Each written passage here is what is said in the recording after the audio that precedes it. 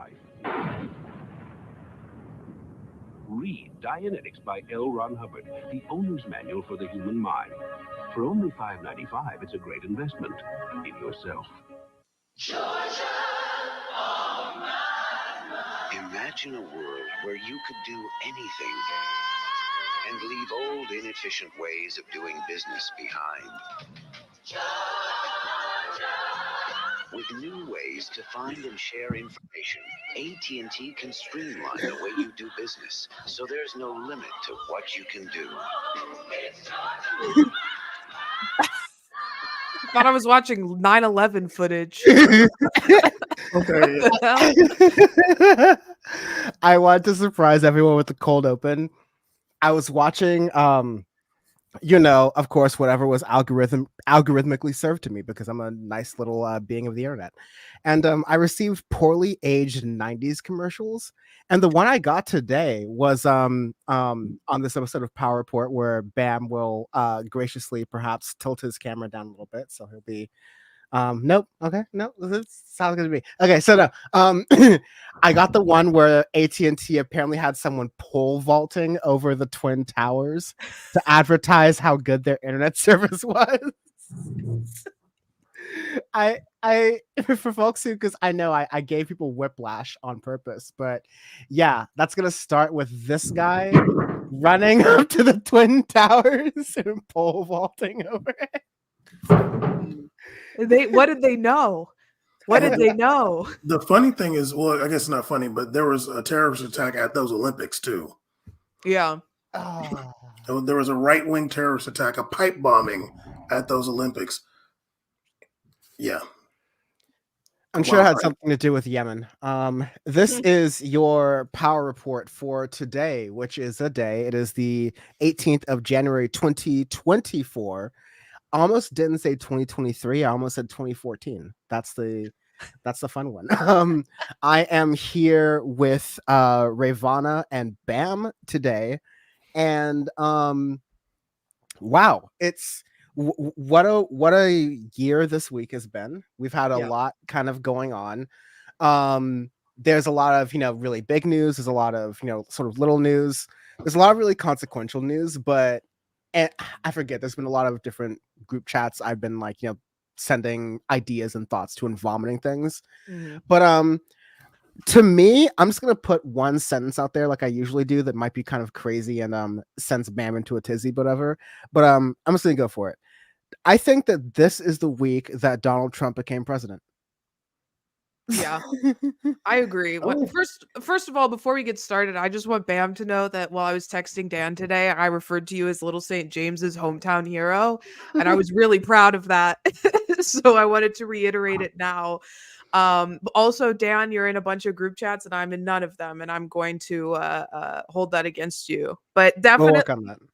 I think the Democratic Party has really laid out their strategy for the upcoming election, which is to be as insufferable as possible, to ignore the desires, the wills of their voters, their electorate, and just try to shame people. And fingers crossed, hope it works.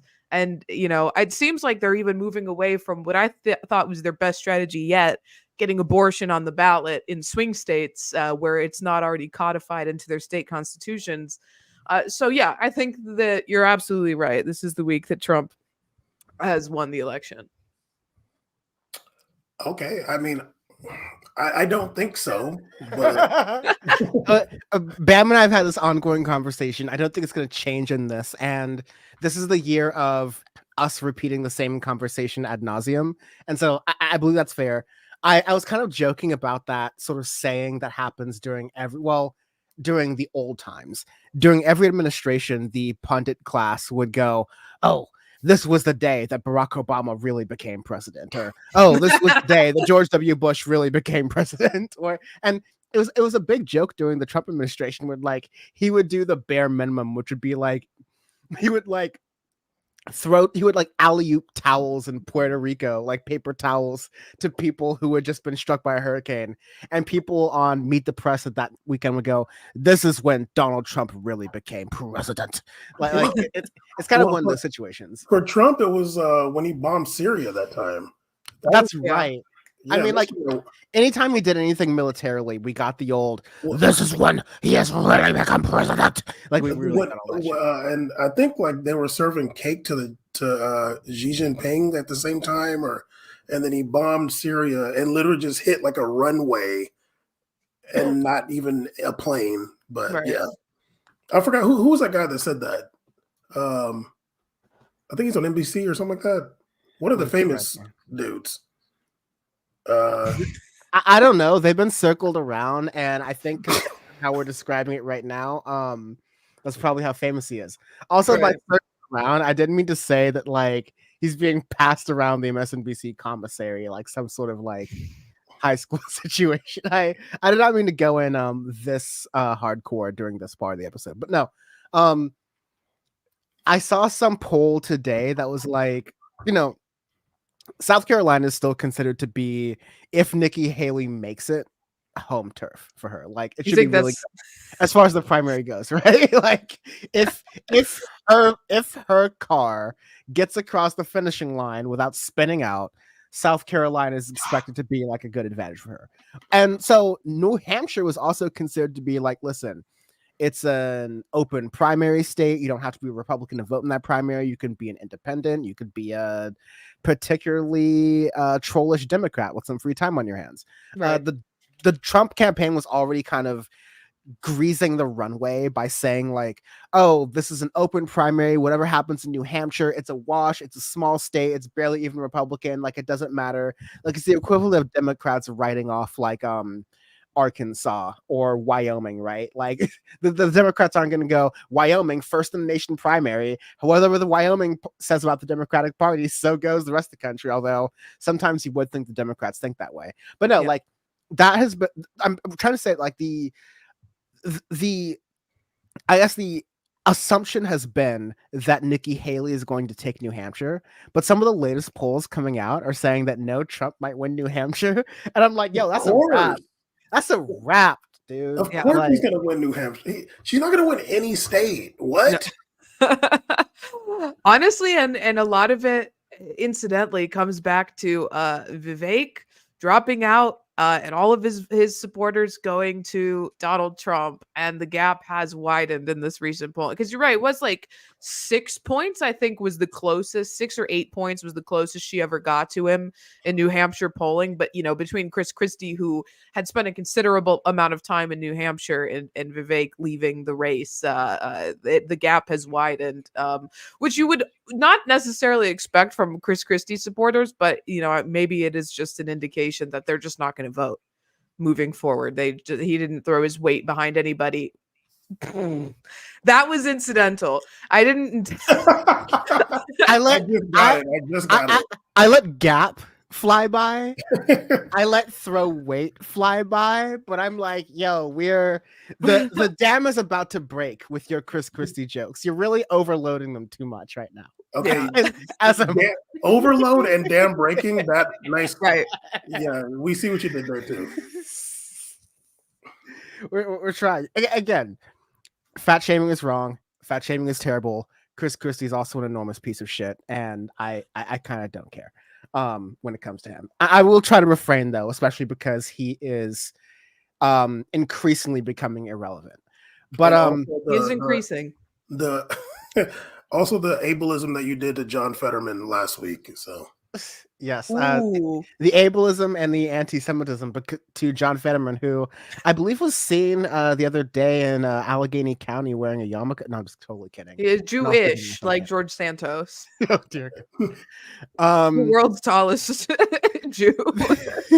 The latest poll from St. Anselm College found Donald Trump with 52% of support in the New Hampshire primaries, which is rough. Nikki Haley support sits at 38%, which is honestly not bad. Not bad for Nikki Haley. Only 13 points below, 14 points below. That's respectable. Although you have to keep in mind that's the best it's gonna get. Yeah, right. It's not going up. How far are we out from the New Hampshire primary? Like not too far. 2 weeks. A week or two. I'll tell you this. Speaking of things that don't look good, wait, hang on.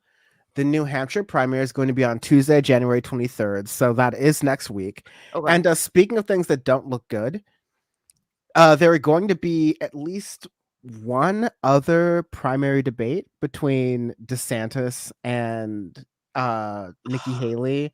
And, Donald Trump was invited. But guess what? Thankfully, there but for the grace of God go I and Rayyvana and I's perversions to cover debates. It has been canceled due to a lack of confirmed turnout from attendees. So I think even the Republican primaries were like, okay, listen, we don't have it in us to do yet another debate, especially if it's going to be with Nikki Haley and Ron DeSantis, especially if Donald Trump is going to give us the middle finger still. Like, it's not worth, we can't put ourselves through it. We can't, there's no one we can drag out. We can't even like clone Rayyvana and Dan and like bring them out into the audience and like even they won't cheer. There's nothing we can do. What is DeSantis polling at in New Hampshire? Oh, bad. I'm glad you asked. Because no. Let's have Bam guess. So again, Trump is 52, Nikki Haley's 38. I'm gonna say he's 6. Bingo. Damn.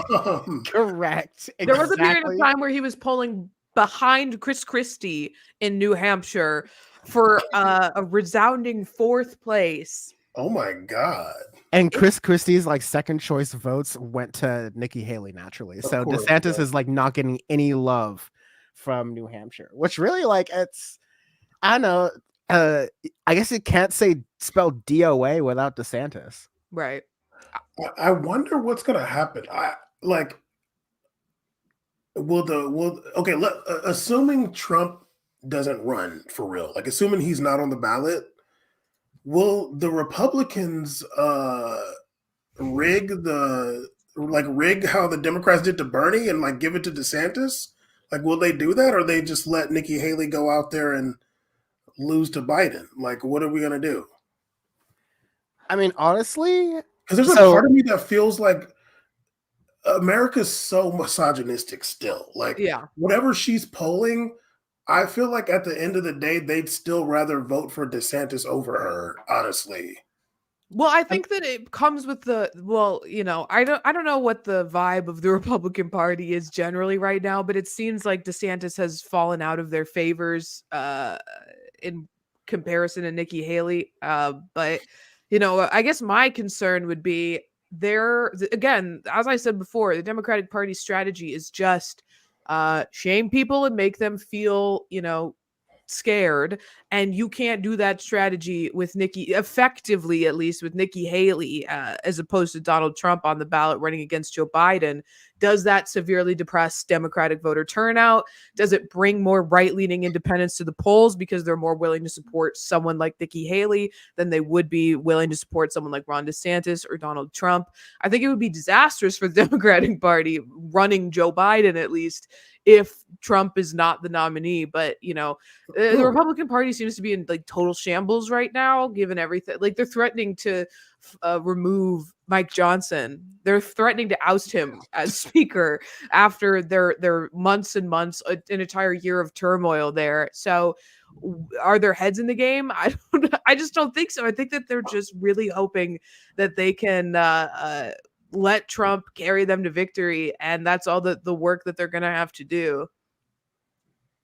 I didn't answer the question, but I wonder if DeSantis is gonna say, like, if he drops out, which I don't, whatever, we'll see. Like, I wonder if he's gonna have his like, it was rigged and they cheated me, and is he gonna go that route? It'd be smart. Yeah. I would put I don't know what Vegas is saying about it, but I would put money on him dropping out by the end of this month. He's out for sure. Oh yeah, his coffers are empty. He's running on fumes right now. I don't see him after Super Tuesday because he went like nuts tapping the bark of the tree when it came to the Iowa caucuses. Like he went as far as he possibly could into that. And like, he's coming out with a victory, but let's keep in mind, just like 2% above Nikki Haley, who is doing what, if DeSantis was going to run in 2024, what he should have done was become the flavor of the month during the right month. Because, like, I feel like I'm getting too old for this shit, right? Like, it's so easy to see how these primaries go, especially with news cycles, is that, like, there's a flavor of the month, and you go through more flavors the more candidates there are.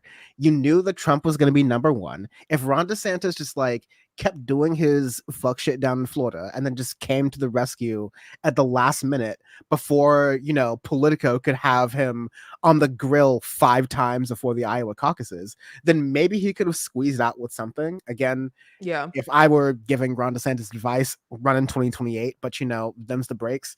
The other thing that I'm kind of trying to noodle on with this is that the turnout for the Iowa caucuses for the Republicans, horrible, like pretty terrible. There's a number of reasons that could be attributed to that. There's a winter storm that's going on that makes it harder for people to vote. It was like -3 degrees here. I'm It's trying to cold. withhold all my jokes about what about those mail-in ballots? That would have been kind of interesting, huh? Well, you know, interesting. But, sorry, I can't make that joke. Obviously, mail-in torn off piece of paper, the way that they vote in the caucuses. Obviously, it's totally fine. The Republicans, that wouldn't stop them, because obviously Republicans don't believe in climate change. So every Republican who possible would have turned out regardless of what the weather was, because there's no global warming if it's -3 degrees outside. No, but anyways, there were 752,000 registered Republicans in the state, which is, like, hilarious. There are more registered Republicans in Orange County in California than there are in the state of Iowa. Like, why do we take this state seriously? Is a joke. But no offense, Iowa, but also stop. Like, you make corn, and the United States, as far as we go, like, the Constitution cares more about corn than it does about Black people. All right. So Iowa, hold that W and just move on with your life. But 752,000 registered Republicans in the state of Iowa, 110,000 of which participated in the 2024 caucuses. That's, like, you know, back of the envelope math, barely 1 in 7. Right. So very low amount. Of that low amount, yes, Trump won. But if, like, 6 and 7 Republicans aren't voting, that feels like, you know, you're looking at a really, really small audience of people, and it's like, you know, my dream world where, like, the entire online left gets to, I mean, I don't know if it's my dream world, but I was saying, what if the entire online left, like this small section of politics, were the only ones voting, and then, like, we did get to have President Bernie Sanders and Secretary of State Alexandria Ocasio-Cortez or Ilhan Omar or whatever, right? Like, that'd be like, you have that small sliver of people voting actually kind of speaking for the political process in that. And so what you could see, I don't think this is likely, I think Bam's scenario is more likely, but, like, what you could see is a scenario where the extreme Republicans who would vote in a primary are super into Trump, and then you get to a general and it's like, okay, now we got to get quote unquote regular Republican voters, and while a lot more of them than we feel comfortable with will be favorable to Trump, a lot of them will also be like, I don't know, we did this already and we picked Biden, maybe we'll pick Biden again based on how the conditions are. So it's interesting. Yeah. We'll see. Bam is still on, Bam still has faith in the American legal system, which is it should be telling that Rayyvana does not. No, nothing poisons you against the American legal system more than working in the law. Or driving while Black. No, I'm joking. No, I'm still annoyed. It's an election year, dude. Like, I guess we got to do it, but honestly, like, I just feel like half the time I'm, like, annoyed what Trump did to American politics. It just made it so whack and just, like, unintellectual. I would have loved to have, like, a genuine, like, debate about somebody, but this dude just took the shit so far and made it so ridiculous. And I'm still seeing Trump flags And I haven't seen a MAGA hat in a while, but I'm seeing Trump flags, and I'm just like, you know, I automatically think you're like the worst person in the world. Like, you're such a trash person. You got a Trump 2024, but that might be like better than that person I saw that had the Cory Booker sticker on their car. The Kool-Aid man, Cory Booker. Yeah. I'm sad that existed. I wish. I think about that with regularity now. It pops in my head from time to time. That's my legacy. That's my legacy on the internet of many things. It's the fact that he knows the flavor Image lives on. Is he still mayor of Newark? Is he still a mayor of Newark or no?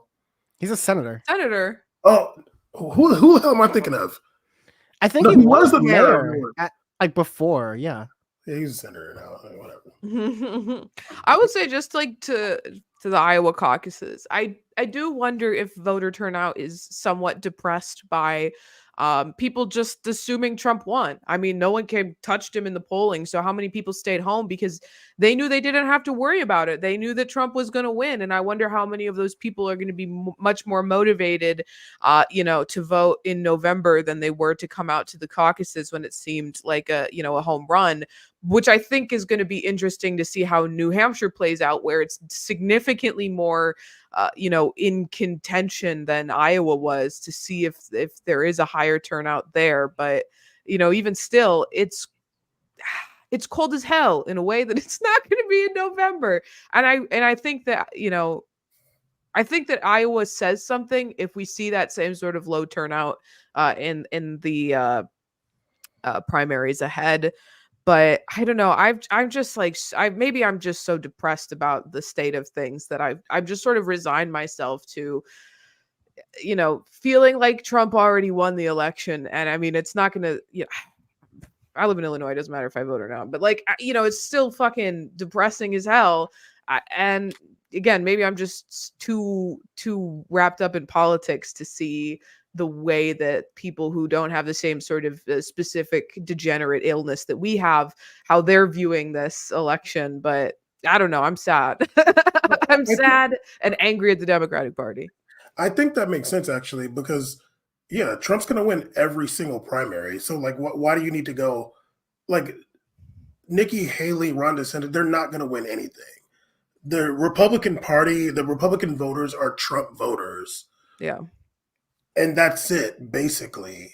Like, the other numbers just don't matter. So, yeah, it was probably that, too. Like, yeah, of course, like, Trump's got it, Yeah. Well, damn! I didn't expect y'all to give up that easy. I'm just kidding. I mean, yeah, I'm throwing in the towel. I'm done. He's like, of course, he created a cult of personality like we've never seen in politics in America, at least. Like. You mean people weren't wilding out this hard for Bill Clinton? I'm just kidding. They were at Arsenio Hall. They were. Tip O'Neill.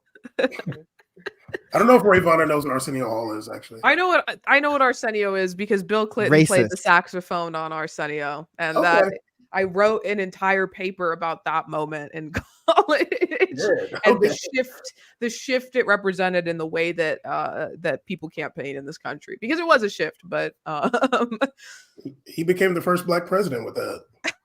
Racist.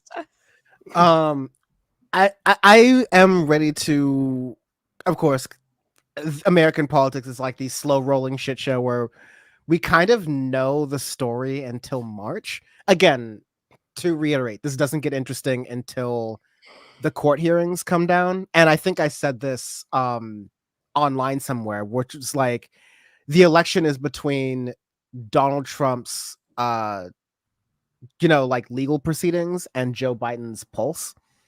And that's kind of like what we're going to be looking at. And we'll be getting more information, inshallah. We'll be getting information sooner about the legal proceedings than we will about Joe Biden's polls. Okay, Biden, when he did that speech, was that last week? He was looking pretty alive. I'll give him that. They gave him the good adrenochrome right before. Honestly, though, sometimes he has better command of I don't want to say this in a way that it sounds like I'm trying to say something I'm not. Sometimes I think that he is able to phrase things better than Kamala Harris when she's put in front of a camera to talk on TV, because I think every day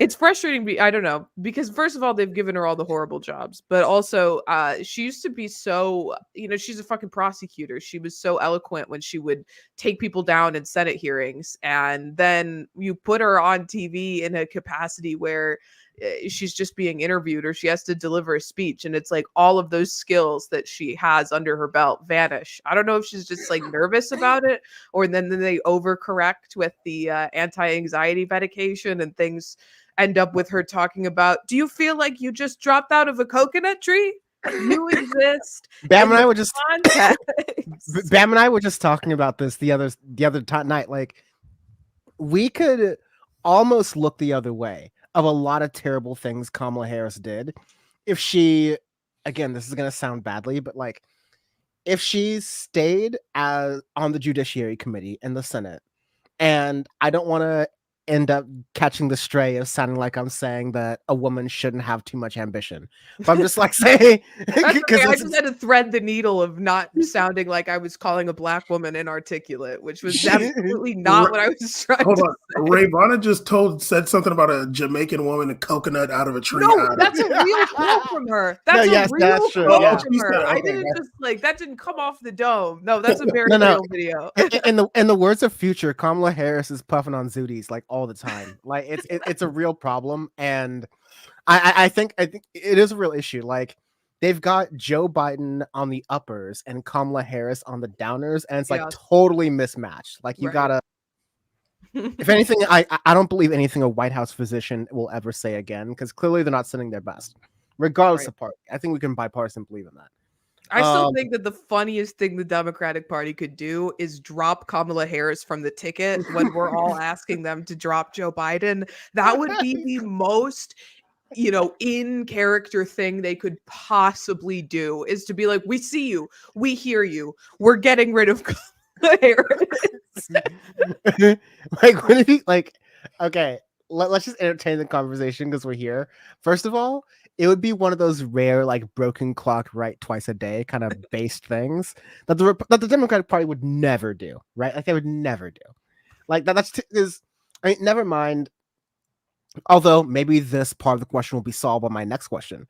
In that scenario, who do you think they could, stick the landing by picking? Beto. That's my boy, Beto O'Rourke. But of course, you know who they would pick, though. Dan's nemesis, Pete. Ooh. I don't think they can do it, honestly. Okay, so listen. Don't put Chasten through that. The reason... First of all, you couldn't do it because Chasten Buttigieg is a fat, lazy slob, and he would just bring Buttigieg and the rest of the Biden administration down. At least... Never mind. I tapped the brakes so hard on what I was about to say about Kamala Harris's husband. Let's just, for the sake of the show, let's just move on. I think that the same reasons you would get rid of Kamala Harris, which is just like, listen, the mob boss puts you in the, insert all the Hunter Biden memes, but like, the mob boss puts you in the position where they want to see if you've like got it and you're like all about that shit. And you're in that position and you did nothing but fail and fumble and make an idiot of yourself, and you just don't have it. And so like Pete Buttigieg, when it comes to, what's been under your watch during your Department of Transportation? The airlines, which everyone hates, Boeing, which everyone really hates, that train wreck. Yeah, right. Multiple train derailments. Yeah, multiple train derailments. The first Palestine disaster of Biden's administration. But yeah, while Joe Biden made some very unfirst areas when it came to the union parts of that, the whole like investigation to the railways and how they had deregulated themselves and understaffed themselves to the point of getting to those dangerous situations so often. Understaffed themselves, by the way, due to the help of consulting firms like Pete Buttigieg is very well acquainted to. Right. Like, I think for all those reasons, I think Pete Buttigieg is like the natural kind of next pick, and I think he was placed in Department of or Secretary of Transportation for that reason. Pete Buttigieg clearly has that eye of the inside of the Democratic Party, but he's another 2028er where, like, I don't think he's on the bench right now for being able to be called up and be accepted and to get more points than Kamala Harris, because you're losing Black women who tend to be a pretty strong base for the Democratic Party, and you're getting white gays who are a very fickle base for the Democratic Party. Like, I'll just keep it real. Like, I'll call them the Dave Rubin Republicans, right? Like, we know them. The people who marry other people with the same first name as them. That's the type of behavior you get for diversity. Dave Rubin Republicans. Okay, am I gonna like stand up for Kamala a little bit right now? What does the vice president really do, dude? Like, okay, I get it. Like, Joe Biden legalized gay marriage. I mean, did Mike Pence get the same criticism that Kamala's getting? We never paid attention to Mike Pence because nobody ever pays attention to the vice president. The only thing I remember Mike Pence doing was going to that Indianapolis Colts game and like leaving because some players kneeled in the national anthem. Like, that's the only thing I remember him doing as vice president. Dick Cheney was literally president of the United States. How can you say vice presidents don't do it? I'm just fucking with you. No, Dick Cheney. You're right. I'm just fucking with you. Dick Cheney was getting it cracking. But like, even like in the beginning of the Biden administration, when Kamala was getting called out from, like, why do we even care what the vice president is saying or doing? They don't really matter, right? Unless I'm wrong. I think the bigger indictment there is of the Biden administration that has put all of these unpopular positions that they have onto Kamala Harris, right? Like immigration policy. They gave that to her not to dictate, but to be the face of and have to defend. And not to say that I think she would be, monumentally better if she was just dictating the policy. But she's out there having to say, do not come to migrants because that's what the administration is telling her she needs to do. And again, she's not great in front of the camera. So it just comes off so horribly, which I think is why she's gotten so much criticism. But the criticism really should be directed at the Biden administration, who's forcing her to be the front man on these issues that they don't want to have associated with Biden. They want to put that on Kamala because I don't know, because part of me is like, they should have seen the writing on the wall, right? This is not a 2-term president. Joe Biden is barely alive. And like, she's supposed to be the next person. Even Obama went to the White House and like sat down with Biden. It was like, all right, Joe, you got us through the midterms. Now it's time to step back. And Biden was apparently agitated with him and said, no, I'm going to run again. And that's what he's doing. But I mean, it makes no sense other than that they just don't respect her. I can't imagine America voting for a Black woman to be president. Like, I can't see it happening. I really can't. Like, I don't care. I can't see them voting for a woman, period. Yeah, no, literally. Like, but any Black woman, like, it's going to be hard. Like, you could literally right now, I mean, we talked about this recently too, like, make a YouTube channel dedicated to bashing Black women, you're blowing up. Yeah. Like, that's the biggest red meat on the internet right now. Bam, how do you think the company makes money currently? That's my alter ego. You're old. This is just for fun. Like, this is just for fun. You think this pays the bills? No. It's like I'm sending Tommy Sotomayor his talking points. I'm throwing my mama on a thumbnail tomorrow morning. But yeah, no, I can't see. Like, I feel like I would be criticized. I mean, damn, I hate to say it, but I'd be criticizing the Biden administration for trying to say like Kamala's going to be next up. She's not beating Trump. She has no chance. Yeah. At all. Right. That would be like the saddest state of affairs that we would have to reckon with as a country. But you're absolutely right that there's no shot. And not just because she would get rolled in any sort of public debate that would happen, because his talent is being in front of the camera and denigrating the people that are standing in front of him. And she has shown that she just has no particular talent for speaking in public if there's a camera rolling.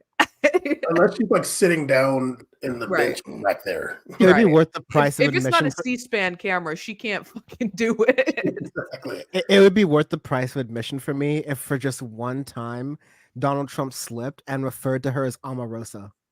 Stupid. Like, I'm just asking for one. It'd be better if he said that on purpose. Listen here, Omarosa. Matt Gaetz today said, talking about losing women voters, he's like, I don't care how many Karens we lose as the Republican Party, because for every Karen lost, we're picking up a Jose and a Jamal. God damn. Yeah. So yeah, it would be the least surprising thing if he called her Omarosa on purpose. Do we want to do the gallery of racism for this week? Because boy, have we got some whompers. The funny thing is he's probably right. Matt Gaetz about voting. Yeah, he's he right. He is technically correct that they're picking the Republican Party is picking up some gains among Latino men and black men, but not significant. Definitely not enough to cover all of the women voters they're losing over abortion. But like it is. It should be something the Democratic Party should be wary of, that could happen. But of course, they're not going to take any lessons from that. Well, Trump's misogyny appeals to like every man. Yeah. So speak for yourself, Bam. But what I wanted to think about, there's a lot of contradictions that I want to like lay out in this episode, and there's some international news I want to get to in a moment. But while we're on the topic of contradictions and the topic of national news, I think it's very funny that the rabid K-Hive fans kind of like don't see what's going on with like how Joe Biden is using Kamala Harris as like, the stereotype of how you uplift a woman or you uplift a black woman to take your flack, to take your backlash and your damage so that you can use them as the fall. You can use them as the blame for when things go wrong. Like that is literally to a T what not just Joe Biden, but the Democratic Party is doing to Kamala Harris. And you can tell the K-Hive people are not, never was, never will be, and never were fucking serious because they're like clapping like seals going, yes, absolutely. We love the idea that the Democratic Party is puppet mastering Kamala Harris this way and having her like step on rake and, bite on grenades for Joe Biden, like on Joe Biden's behalf. For what? Like, for what? Again, like for the opportunity to slip some poison into Joe Biden's meal so maybe Kamala Harris becomes president one day. Like it's ridiculous, right? But like there's no, if you're really about that, black female empowerment thing, which it's totally fine if you are about that. I'm definitely about that. I'm just saying like that's very consistent with my leftist beliefs. It's not very consistent with Kamala Harris in any kind of way. But if you are, and you're a fan of Kamala Harris, you're going to be seeing what Joe Biden and the Democratic Party are doing to her politically. And you just got to be like, she's being grossly taken advantage of. She's being grossly used politically. And it's not going to help her in her political career in 2028. If anything, it's just boxing her into the coveted Chris Christie slot of being a cable news contributor in the next coming years, right? I'm sorry, Dan, are you telling me that every white gay with hashtag Black Girl Magic in bio doesn't actually care about uplifting Black women? You're about to get me fired. I mean, that is right. A lot of the population of K-Hive is just white gay men with the THEE somewhere in their username on Twitter. I mean, where the fuck were these people during the primary? I mean, she never even made it to a single state in the primary, but like, because of these people, you weren't out there supporting her. You guys didn't give a fuck then to help propel her even to Iowa. They're probably supporting Tulsi Gabbard. Ooh. These are white gays who call Stacey Abrams their mammy. Ooh. They call her their spirit animal. Oh yes. While we're getting into uncomfortable racism, and that's what's talking about the national level, the Hunger Games canon did go off for a couple of candidates just before the Iowa caucuses. Chris Christie jumped ship. I tried to find my analogy there, and I landed pretty Sunk like an anchor. Chris Christie decided to lead the presidential race, and so did Vivek Ramaswamy. Vivek Ramaswamy decided to turn around, put on his knee pads, and say that he was endorsing Donald Trump, to which the Donald Trump team welcomed him with open arms. I think the Babylon Bee really noted this one the best when they posted that, satirically, Trump promises Vivek an administration position running the White House 7-Eleven. That's right. Republicans have upgraded to early 90s Simpsons Apu humor. Look at how funny they're getting. Did he earn it though? Oh, fuck. He earned one at least. Like he earned one. Are you asking if he deserves to be the butt of a racist show? Yes, he gets one of them at least. Yes. This is the exact type of people that he has courted throughout the entire time he's been running for president. I wouldn't say that like anyone deserves to be the victim of racism, but I might say that he fucked around and found out exactly that this is the people he was appealing to, and they were nice to him for the time being, but now they're just gonna let their racism fly. The whole time they're laughing at him. Yeah. Literally, like they are laughing at him, like, oh, that's cool. You want to do this? Yeah, go up there and say the stuff that we say, but like we'll never accept you, and then we're gonna make fun of you and your skin and your forehead. I'll still never get over the fact that he had the 10 commandments of his campaign, and the first one was God is real. Like Vivek Ramaswamy, which God? The elephant one, or you're the blue one? The blue one with the arms? So I don't know. I don't know that one's name. I think it's Krishna. Yeah. Vishnu? Elephant one is Ganesh, right? Okay. You know what? I shouldn't have said elephant one. I feel bad now. I'm just gonna fly away from this one here. Speaking of prejudice, just leave us over here. I'm just gonna note that Vivek Ramaswamy, one of his early controversies was that he was a 9/11 truther. Like he was trying to say that things weren't adding up relating to 9/11, and that's old. It's like not even who Bruce Willis was for a little bit too, right? Right, but Vivek tried to make a lot of these inroads by, pay no attention to my ethnic sounding name.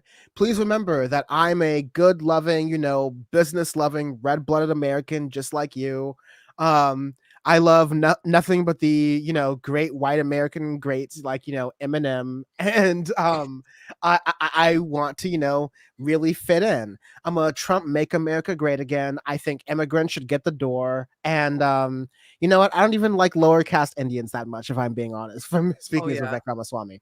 That being said, none of that really seemed to help, because one of the focus groups that came out of the Iowa caucus noted, an Iowa voter speaking on Vivek Ramaswamy, quote, "I'm not being prejudiced, guys, but I don't like his name. I don't like where he came from, because, after 9/11, I still harbor a lot of hard feelings."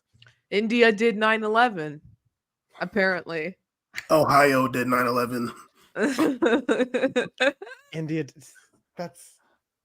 I mean, it's just like Vivek Ramaswamy is not like, that is a clear, like, even the racism is just, I mean, it's perfect racism because it is extremely ignorant and makes no sense to the context of what they're trying to apply it to. But like, that is a very clearly Indian name. I mean, but if you're in fucking rural Iowa, I guess like every brown sounding name is terrorist. Bam's response in the chat was, "I love America." Like he was just like, this is what America is all about right here. It's like getting to the point where you can have this level of ignorance about, American events as an American, where you can just go, and like, there's gotten to a point, like, there are a lot of immigrants, like, to this country who are like Black or Asian or even Latinos, who just look at immigrants coming across the southern border as all Mexicans. Yeah. Right. And they Right. look at everyone coming from across the Pacific as Chinese. Right. Like, there's just like a blanket sort of assumption that you get once you're right. It's like, it used to be that Italians were discriminated against, that Scots and Irish were discriminated against, but you get to assimilate to a certain point to be able to say, no, that guy with the funny sounding name, no, in the words of that lady who was talking to John McCain, he's an Arab. I do not trust him. Like, He's not a terrorist. He's not Muslim. He's a good family man. And I feel like no one cares about how racist that response was. They're like, no, he's healing America. He's healing the heart of America post 9/11, like, by saying that, don't worry, he's not a Muslim. He's not an Arab. He's a good family man. No, that show was rough. I've got to play this for folks who don't know. So this was during the 2008 campaign. This was really close to the end. It was looking bad for McCain, but you were kind of seeing the inklings of what was always there in America, and especially in the Republican Party. They're willing to tap into for votes, which was that, air of racism. There were those rumors that, Barack Obama, oh, what a foreign sounding name, Barack Hussein Obama, Arab, Muslim, etc. And so, Republicans, a lot of Republican voters were saying that, it's not that he's Black, it's that he's a dirty Muslim Arab terrorist.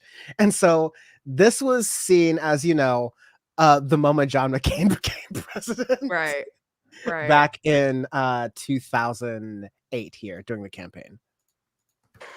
And frankly, we're scared. We're scared of an Obama presidency. First of all, I want to be president of the United States, and obviously I do not want Senator Obama to be. But I have to tell you, he is a decent person, and a person that you do not have to be scared as president of the United States. Now, look, if I didn't think I wouldn't be one heck of a lot better president, I wouldn't be running, okay? And that's the point. That's the point. I got to ask you a question. I don't Here we go. I can't trust Obama. I have read about him, and he's an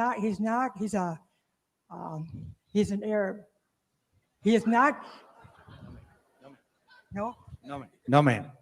He's a decent family man, citizen that I just happen to have disagreements with on fundamental issues, and that's what this campaign is all about.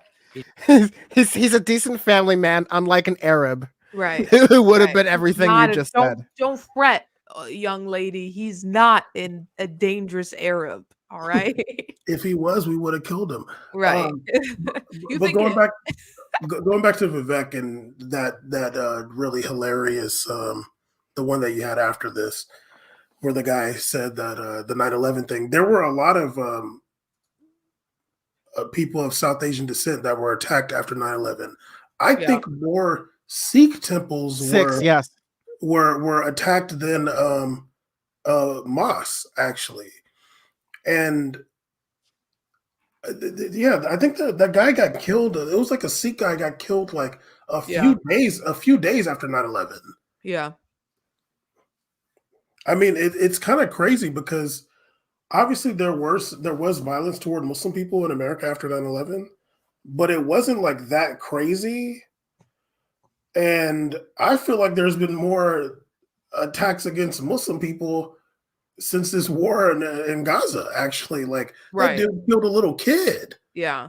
Right. And what is the Biden administration? I mean, and the thing that continues to strike me is that, like, these community leaders, Muslim dominated communities, imams, community center leaders have been saying post 9/11, George Bush went to mosques to show that, like, you don't need to be scared of Muslim people, like, to the extent that erased what he was doing in the Middle East. Like, obviously not, but they've said it helped reduce violent racism against Muslim people in America. These are what the community leaders are saying, and they've been begging Joe Biden to do it.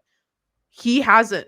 He's not done it. Even that bare minimum. He didn't show up to the funeral for Al-Fayumi, the 6-year-old you just mentioned, who was stabbed to death.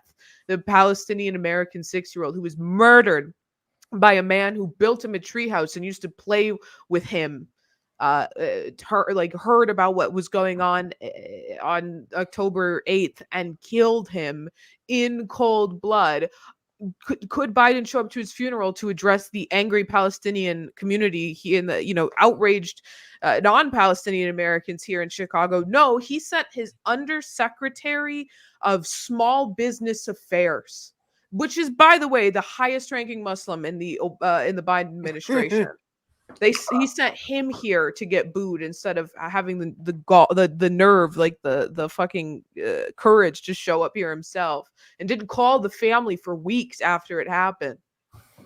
I'm shocked they sent anybody, to be honest with you. I didn't know that. But yeah, no, I mean, but what did happen after 9/11? Because yeah, Bush did his, he did try to like not let the country go as crazy as it could have gone, but there did end up being like a cottage industry of Islamophobia that really probably would have did more damage than like some random attacks would have done.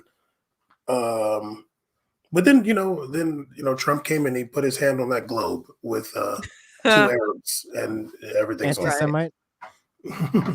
Okay, can I also for folks who are wondering, what are Vivek Ramaswamy's chances of becoming Donald Trump's vice president? Going once, going to 0. Like, absolutely not. Like that he's putting the name Ramaswamy on the ticket with him. It doesn't fit.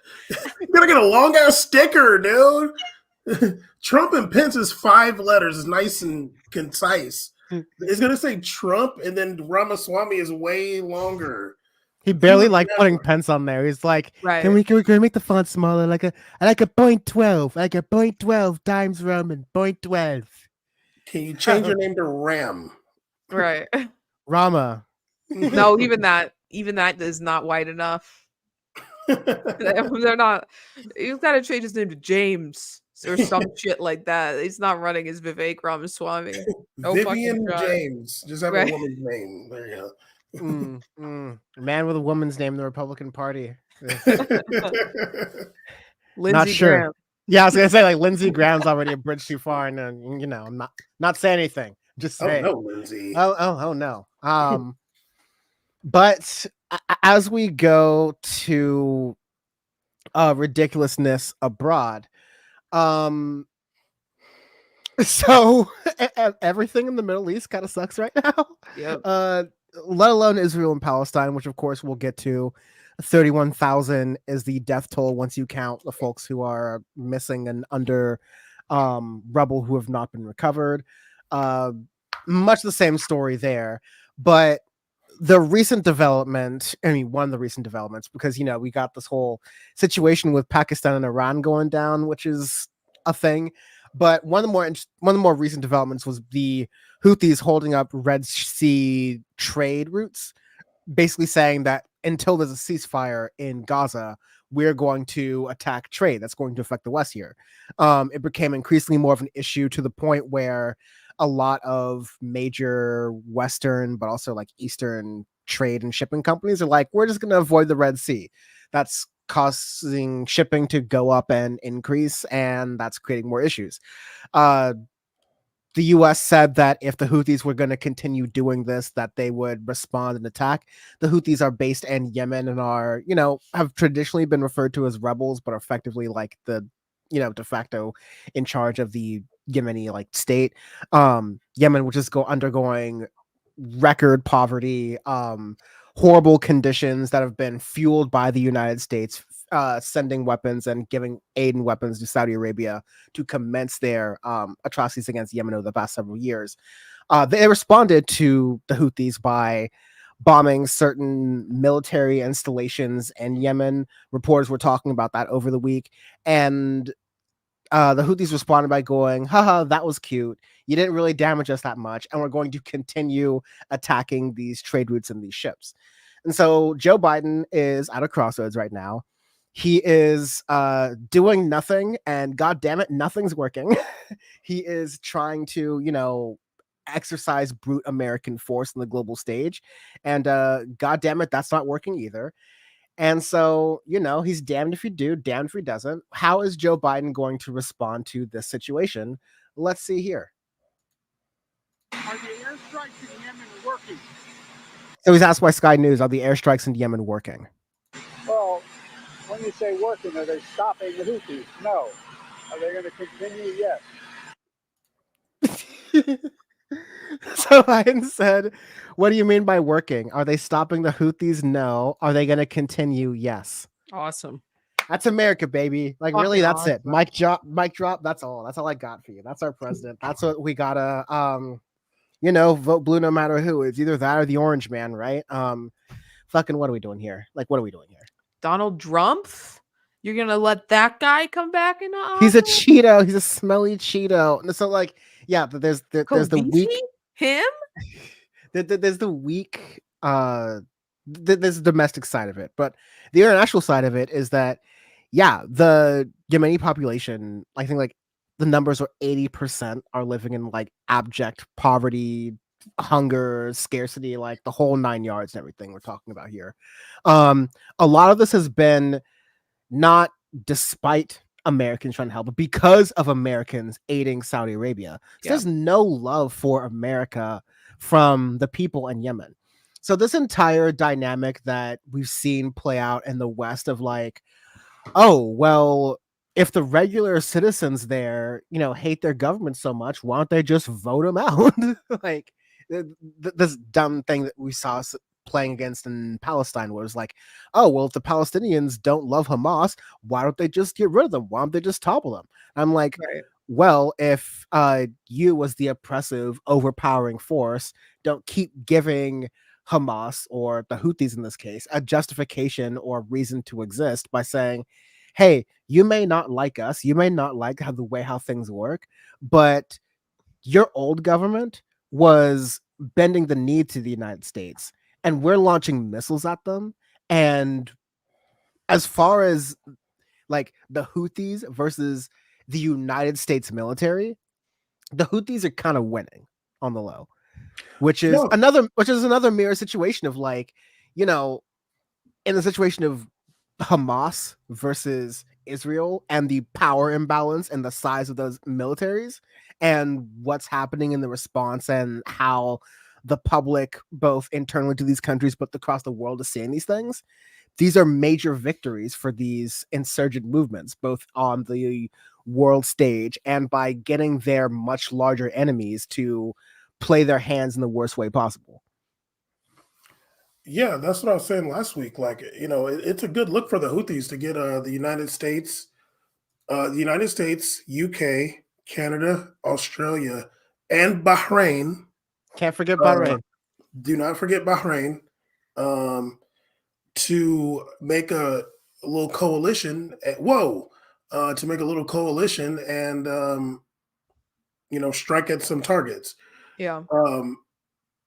What like shooting? Like, I mean, I was saying this last week, but any competent military force knows how to avoid missile strikes and not have, like, I'm sure they haven't killed anybody or like had any real damage. I think the casualty toll, I'm not sure it's deaths or casualties, but it's like less than a dozen.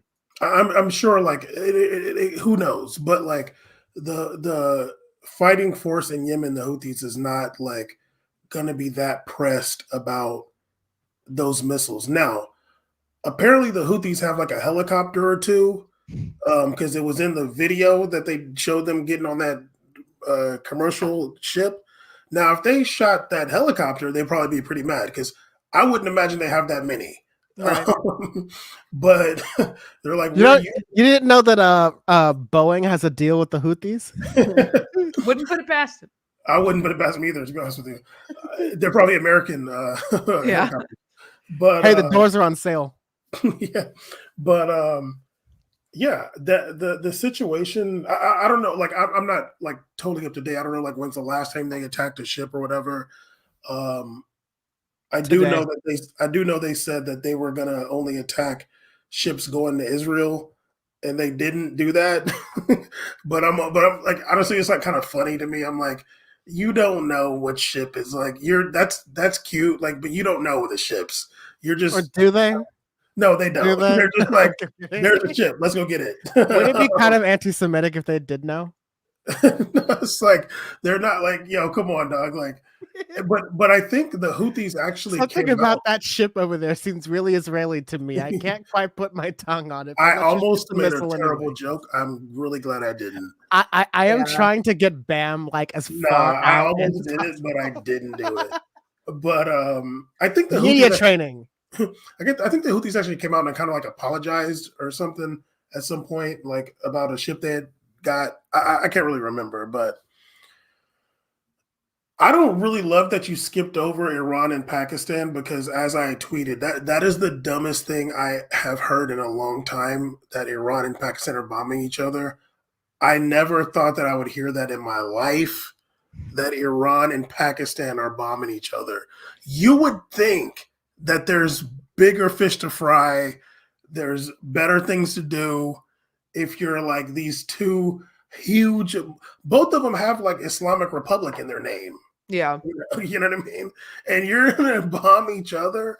Pakistan being a longtime American ally, obviously, but, you know, kind of on the low, not so much. Yeah, I'm like, is that like, y'all are both saying that you are harboring Baluchi separatists for our other country. You got the Baluchis that hate us, and I got the Baluchis that hate you. So we gotta trade rockets. Well, I think the interesting thing about like Iran, they also bombed what they referred to as a Mossad headquarters in Iraqi Kurdistan. That's probably real. That's probably real. No, it was a family house. Even the Iraqi government that has no reason to, you know, that they would be opposed to, you know, to this, has no reason to defend the existence of like a Mossad outpost. This was a family's home. This was a Kurdish family's house in, you know, a Muslim Kurdish family's house in Iraqi Kurdistan that is just being claimed as a Mossad target, you know, because the government of Iran is not so stupid that they're going to like engage in this type of you know, attacks in Israel proper, but they can get the same credit and the same clout if they pretend they did it while literally just destroying the house of a family in Kurdistan. There is a lot of Israeli intelligence presence in Iraqi Kurdistan. They went there right after the Iraq War started. They've been there for a long time. Now, I don't know, you know, they probably missed the house or the place. They probably did, you know. Them surface-to-air missiles, you know, they're not that accurate. But there is a lot of Israeli intelligence presence in northern Iraq. And I know the Iraqi government probably don't want to admit it, but they're there and they've been there. And Iraq, obviously the Kurds don't have like a country necessarily, but it is pretty autonomous, like that region now since basically relatively. 2003. Yeah, since 2003, it's been pretty autonomous, and it's been doing a lot better than the rest of Iraq. Like a lot of the problems that Iraq was having, like the Kurdistan region was not having. Like they were damn near talking about like that region being like the next Dubai. And like the people that they were just being totally decimated by like waterborne illnesses last year. Like, so my partner is Kurdish, and their like entire family, they were like in WhatsApp groups saying essentially their like last messages with them.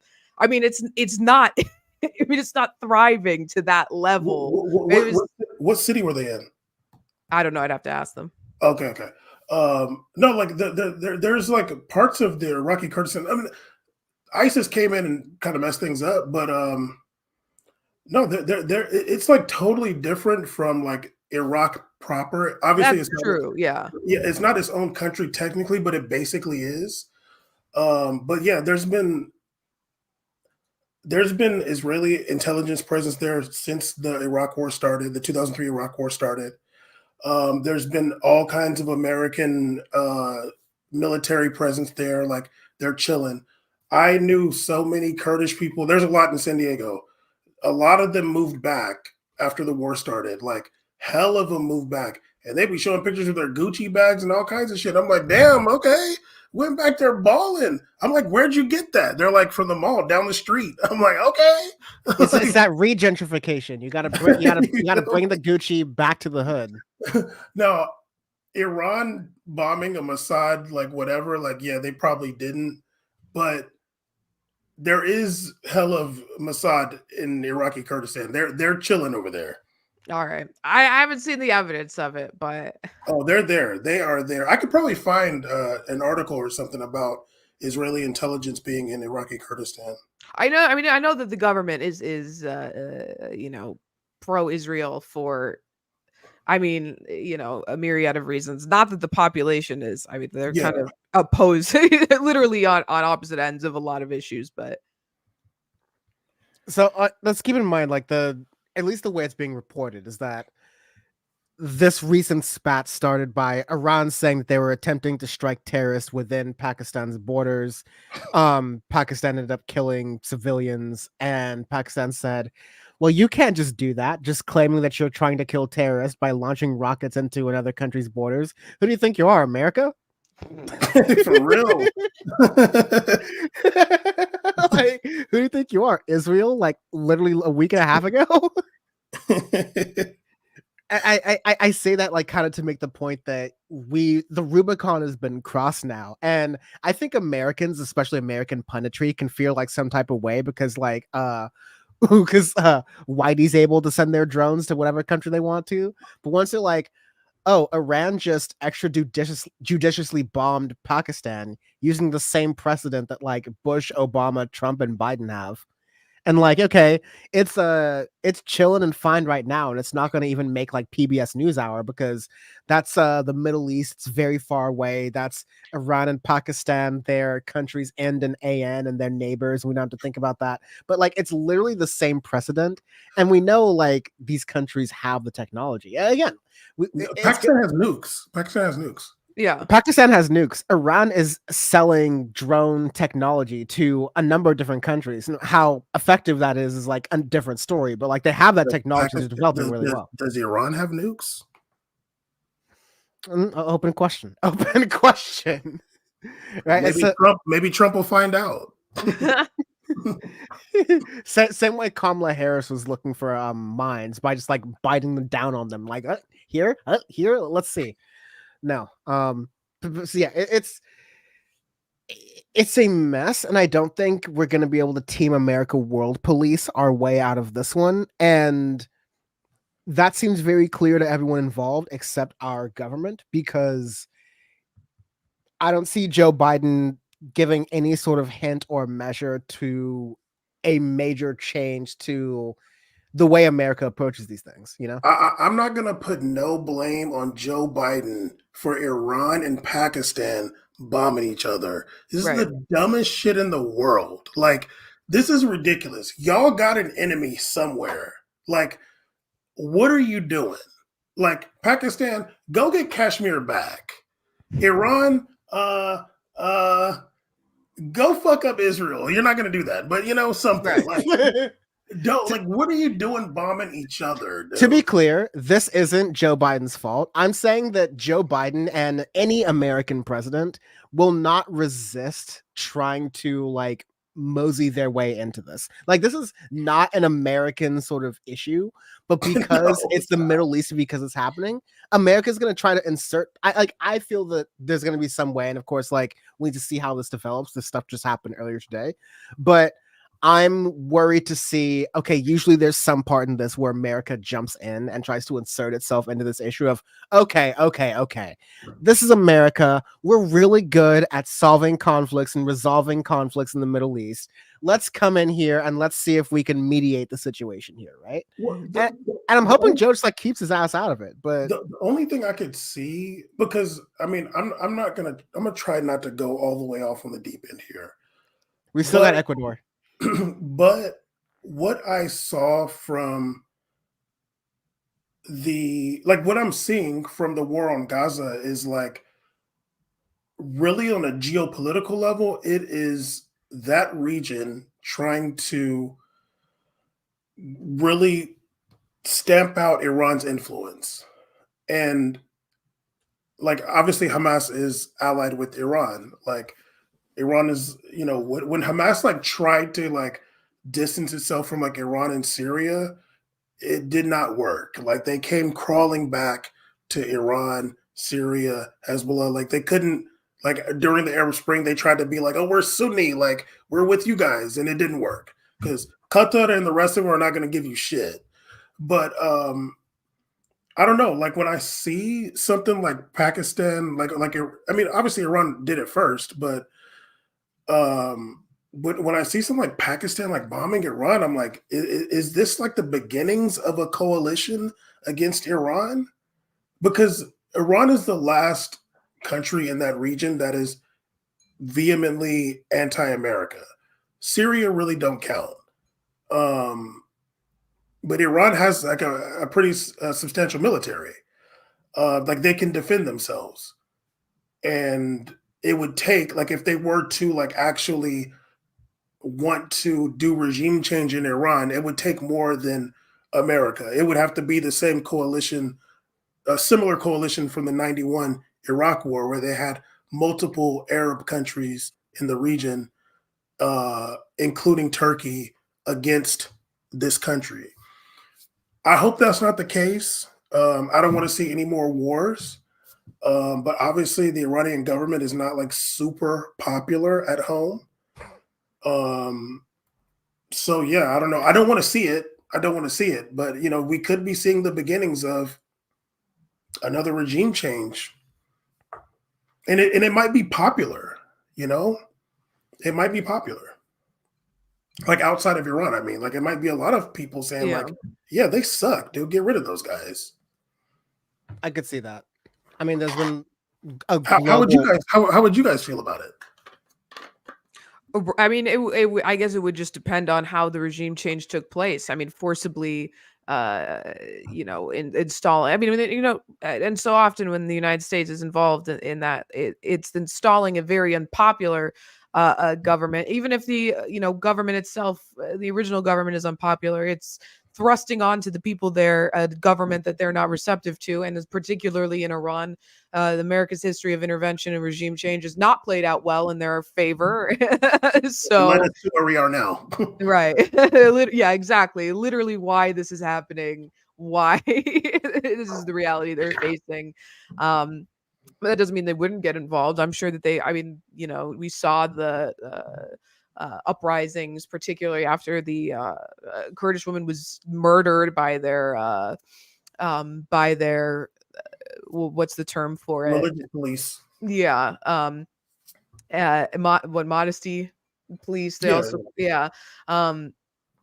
But I mean, that didn't result in regime change. It resulted in a lot of imprisonment for individuals involved in the protests. But even still, it was popular in the country, but it wasn't a majority of the people in the country. So I think that if you saw this sort of forced regime change, I think you would see an even stronger uprising against that. So, it's just a scary time. But again, it doesn't mean that the United States won't not do it. I mean, their history of failed regime changes hasn't, given them pause in the past. They've clearly not learned their lesson.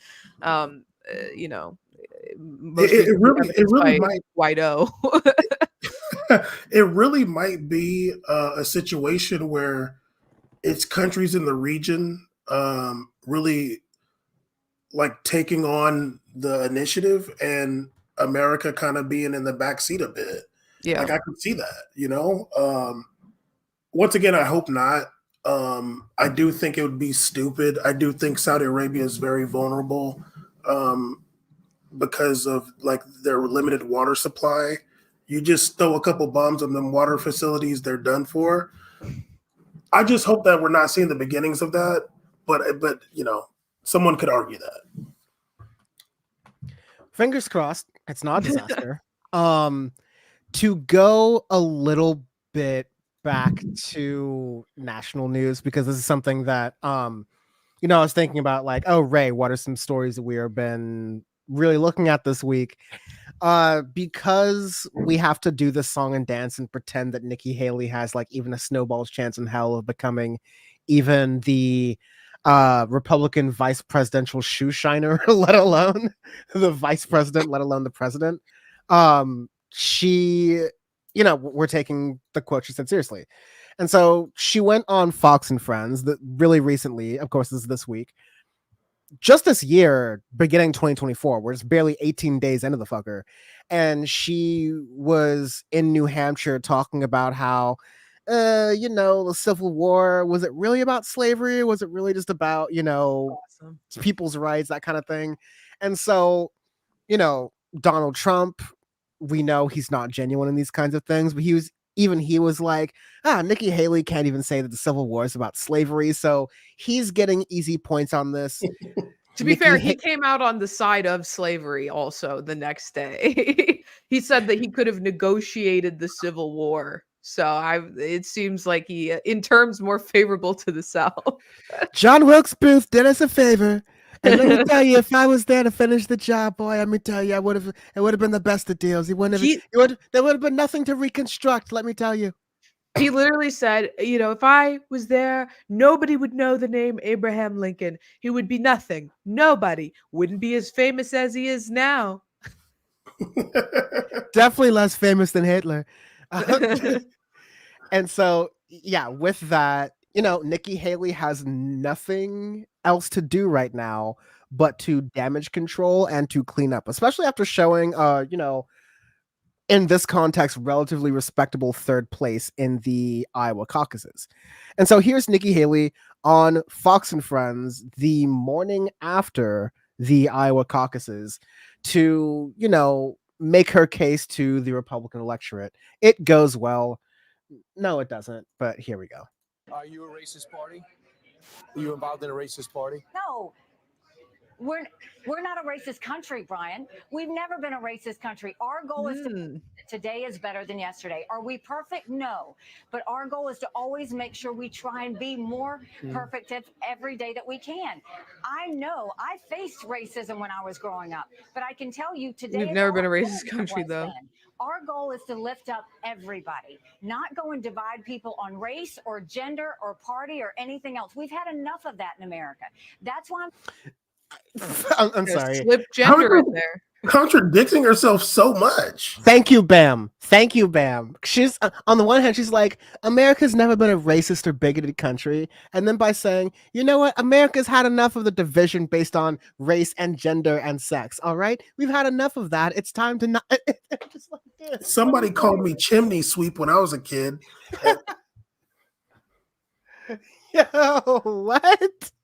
That was for Dan. That's a real British slur. Oh my god.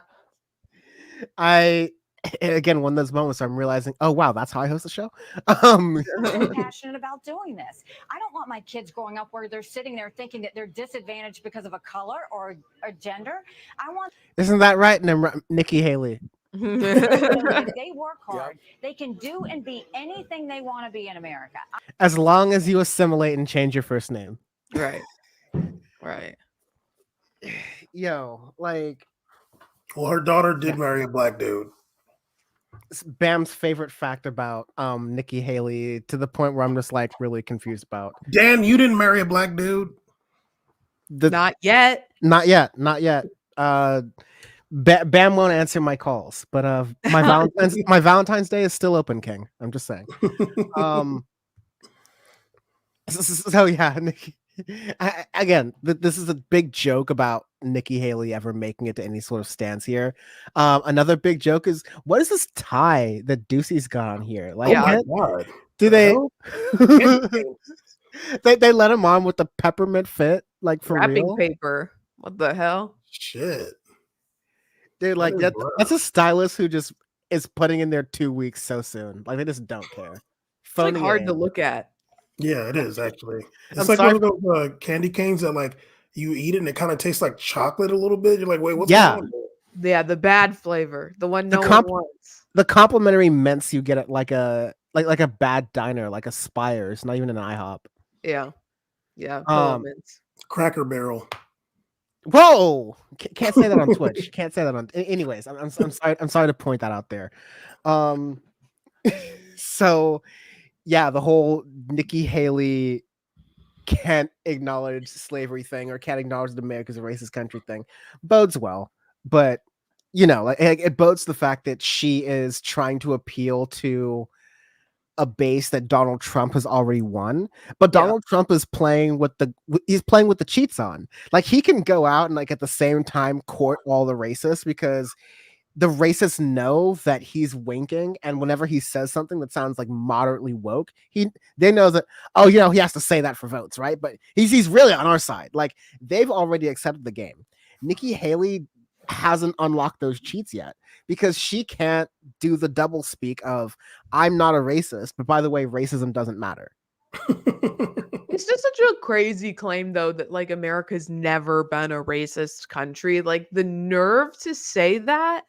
I think that there's at least a handful of things in America's history that you could point to say, yeah, the way that we legalized racism here, and here is pretty fucking racist. I want to ask Nikki Haley, what is the name of the property that Rick Perry owns in Texas? I want what is the name of the property that George W. Bush owns in Texas? What is the name of the former body of water that used to be in South Central Los Angeles, California? Like, what is the name of the former Washington football team? Why do we call it the Washington football team for a minute? All right. Like the list goes on and on and on. I just had to look up the Rick Perry one. That's nuts. You didn't know that? You didn't know that? What is it? Okay, for the folks who didn't know, I won't go for shock value here. Rick Perry, the scandal, former Republican presidential candidate Rick Perry, owned a piece of land that was called Inward Head Ranch.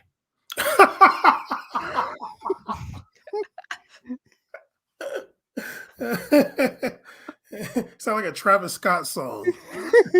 Well, it was in Texas, near Houston, maybe. Album 3, you've heard of Astro World. Now check out In Head Ranch. It shit might be fire. Actually, it might be his best album ever. Is it hard R though? Playboy Cardi would do some hard R shit. I don't think Travis Scott. Kanye would ruin it. Kanye would do it bad.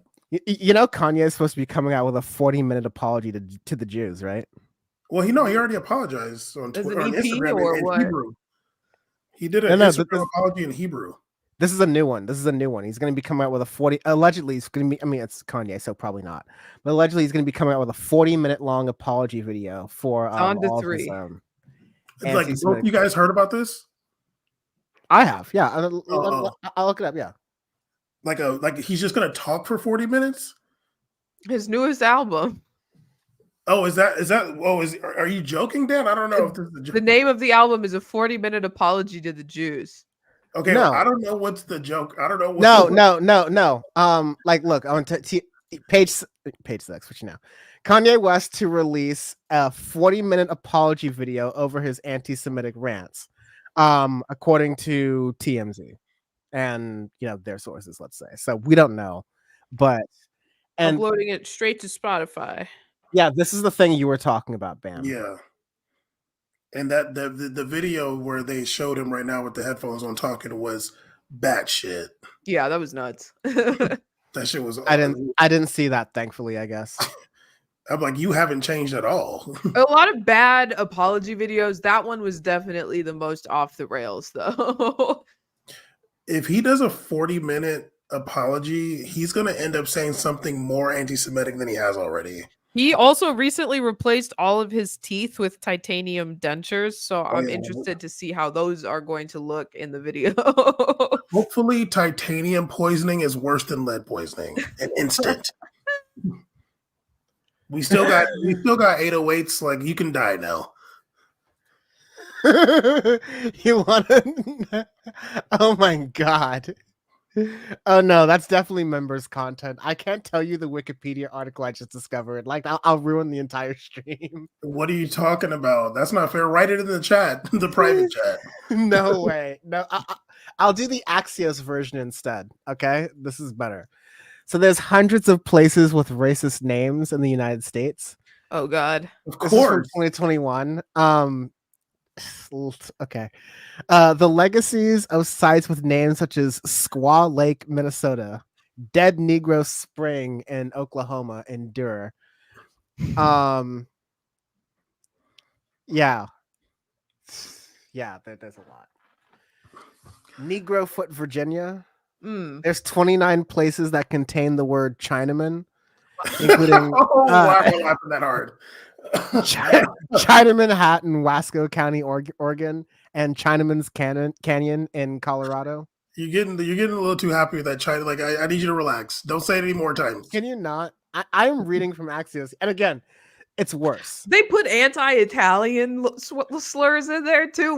Let's go. We're reaching a little bit here. You know, they used to get it. I don't think I can. I actually don't think I can say that word on here. But the Italian one, that was the only word I had ever heard aside from wife beater to describe a tank top until I was like 15 years old, at which point I realized that what I had been referring to tank tops as was actually a racial slur against Italians. You mean Dago? Yeah, that T is how people in Chicago refer to tank tops. Okay. Dear God. This is Power Report. Oh, well, you're actually. Well, I don't know if I can say that. This is Twitch, but no, it's real, and this has been your Power Report, a moment in history. But again, we say all that to say, Nikki Haley's right. This is not a racist country. Yeah, right. no, Nothing racist about it. Slavery, segregation. Sorry, it's fine. I'm just gonna say, I have to play this Nikki Haley clip again, and then I need to show the Wikipedia article because I just can't. She's like, wait, guys, I'm a redskin too, guys. What do you mean? Are you involved in a racist party? No, we're not a racist country, Brian. Okay, Wikipedia article. Oh my God. We are not a racist. What was that, Nikki Haley? Can you repeat yourself again? No, we're not a racist country, Brian. Once again.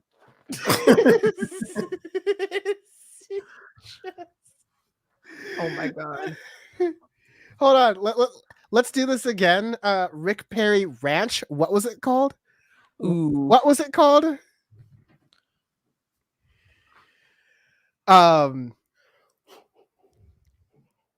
A critical juncture for the GOP presidential nomination for Rick Perry has been forced to do something no candidate wants: confront incendiary allegations involving racial prejudice. He's defending himself from accusations that his family's West Texas hunting camp was long known by the racially offensive name. Say it.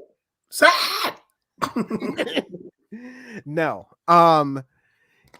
This is again, Rick Perry not only like ran for president, like wasn't he in the Trump administration? Like, wasn't he in the cabinet or something? But wait, look at this. Look at this. I don't know if you can say the C word with the 2 O's and an N on Twitch either. But no, you can't. You can't at all. You cannot. Okay. So let's look at this spoon underneath who is no, go up. Not- No, not wait, that one. more up. Okay, no, this guy, go back down. Yes, right underneath where it says the name, there's some person who's former Democratic state rep Ron Wilson, who is black, who said Perry doesn't have a racist bone in his body. He said Oh, Perry yes. can say it. You spoon. I don't agree with him on policy issues, but you can point to many things that he has done that were sensitive to ethnic minorities. You know, we did a story today on something Ben Carson said, and I just can't. I'm just thinking about this now. I can't get over how fucking racist it was to make him Secretary of HUD.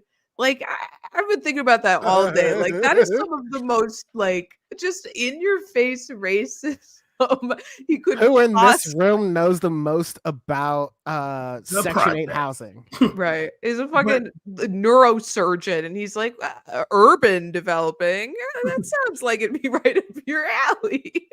But he's a spoon for taking that position. He was on the campaign trail saying that today we were covering him comparing Donald Trump to King David from the Bible. But the other time we talked about him, he was on the campaign trail saying that same thing. America's never been racist. Like, is saying that the Civil War wasn't that bad. Also, like, it is the things they have this man saying. Most Americans died in the Civil War. All the wars. Goddamn, it's not that bad. Just on his face, it's bad. Yeah. I remember Jesse Lee Peterson, one of Dan's favorites. He would always say that. Is it Peters or Peterson? Jesse Lee Peterson. He would always say America's not racist and racism doesn't exist.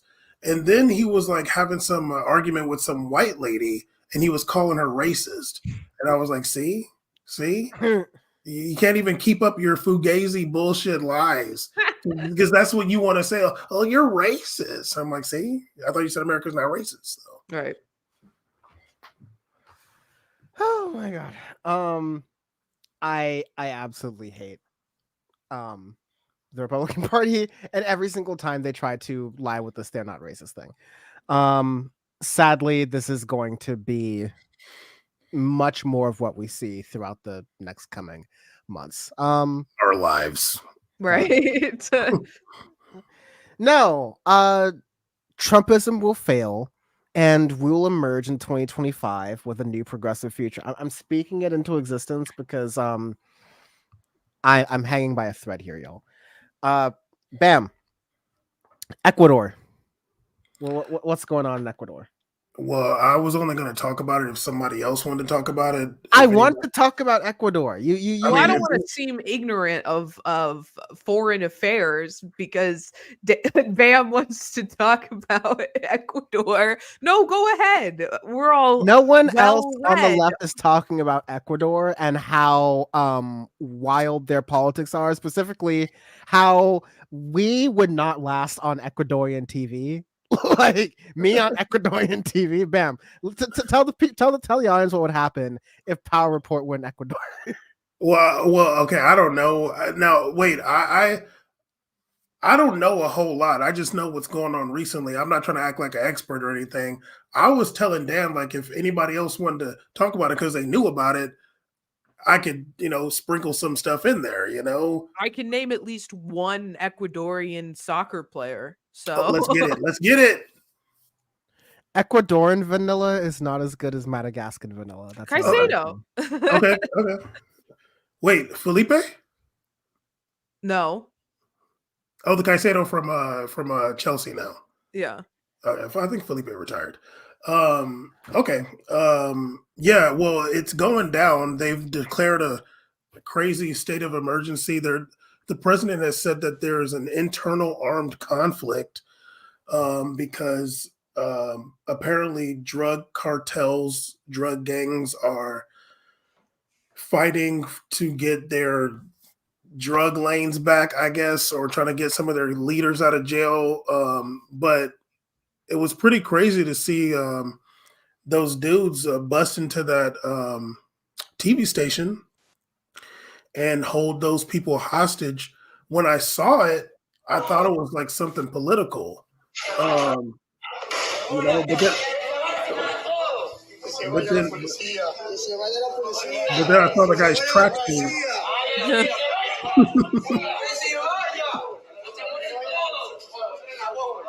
I love that fake Nike jacket in the back too. Right. Oh, and a fake Adidas jacket. Yeah. Right. I was gonna say, what does that say? Abibus? What That is, Adidas is that fake is too. not Adidas. Yep. Imagine coming home from work and like you turn on the TV and you see this. Right. You're And gonna it's think like, like there's joking or something, like it's some kind of skit. no, you're gonna be like, someone's gonna be yelling at you like, you were yelling at them at the TV and you were saying they need to die and you were saying that they need to be killed. You were saying they all their bad opinions. Now look what's happening to them. You need to be more careful. I don't love that accent thing you just did right there. Yeah, I was gonna say we gotta. I don't love that. Somebody canceled Dan right now. Did y'all hear that? Clip it. Clip it. Yeah, clip that because that Please was cancel me, please. that was. I was really just doing more of what it sounds like when my mom's mad at me, which I guess is just no. Nice try though. Nice try. Yeah. Some of Bam's best friends are Ecuadorian. Does that work? You're right. Right. I did have a friend that was half Ecuadorian. I'm sorry, but it's the drug cartels are essentially like trying to stage a coup. I mean, no, I think they're just like mad and they're fucking shit up. Kind of. There were some explosions. Apparently, a lot of the drugs that were going through Colombia are now also going through Ecuador. As Dan's cocaine habit grows. Right. Right. Single-handedly. And destabilizing the region. My patriotic duty, if you will. Yeah. So I guess the president was trying to crack down and they were like, we're not having it. I would imagine they had some deals in place with local police and whoever, as police do. But yeah, they went and they held those people in that TV station hostage. I think they all ended up getting caught and arrested. But yeah, since then there's been violence on the streets in Guayaquil, which is the largest city in Ecuador, not the capital. Actually, a friend of mine, her parents were gonna go to Ecuador. They were like gonna go visit like their family, and they weren't allowed to go. They couldn't go because they were like the situation is too unstable right now. I don't know. Like this happened, like I want to say like last week but I don't know like what exactly I don't know what's going on exactly right now. I did read that about 2,000 people have been arrested. I would imagine they had like a curfew also. I don't know. It's just pretty dangerous. It's pretty scary. You don't really hear about things like that happening in Ecuador. If I could, I'll just like read from the BBC article here. So, Ecuador's youngest ever president, Daniel Noboa, no relation.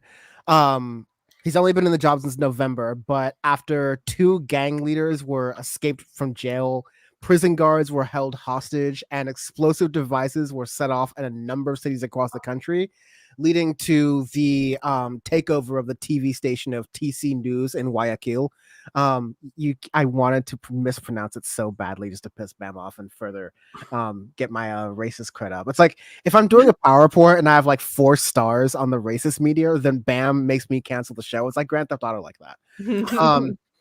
But yeah, after that, and speaking to the BBC, which is why I sent this to Bam and I was like, okay, the BBC seems to have like exclusive access to what's going on in Ecuador. Are we sure this isn't some like coup energy what's going on here? But no.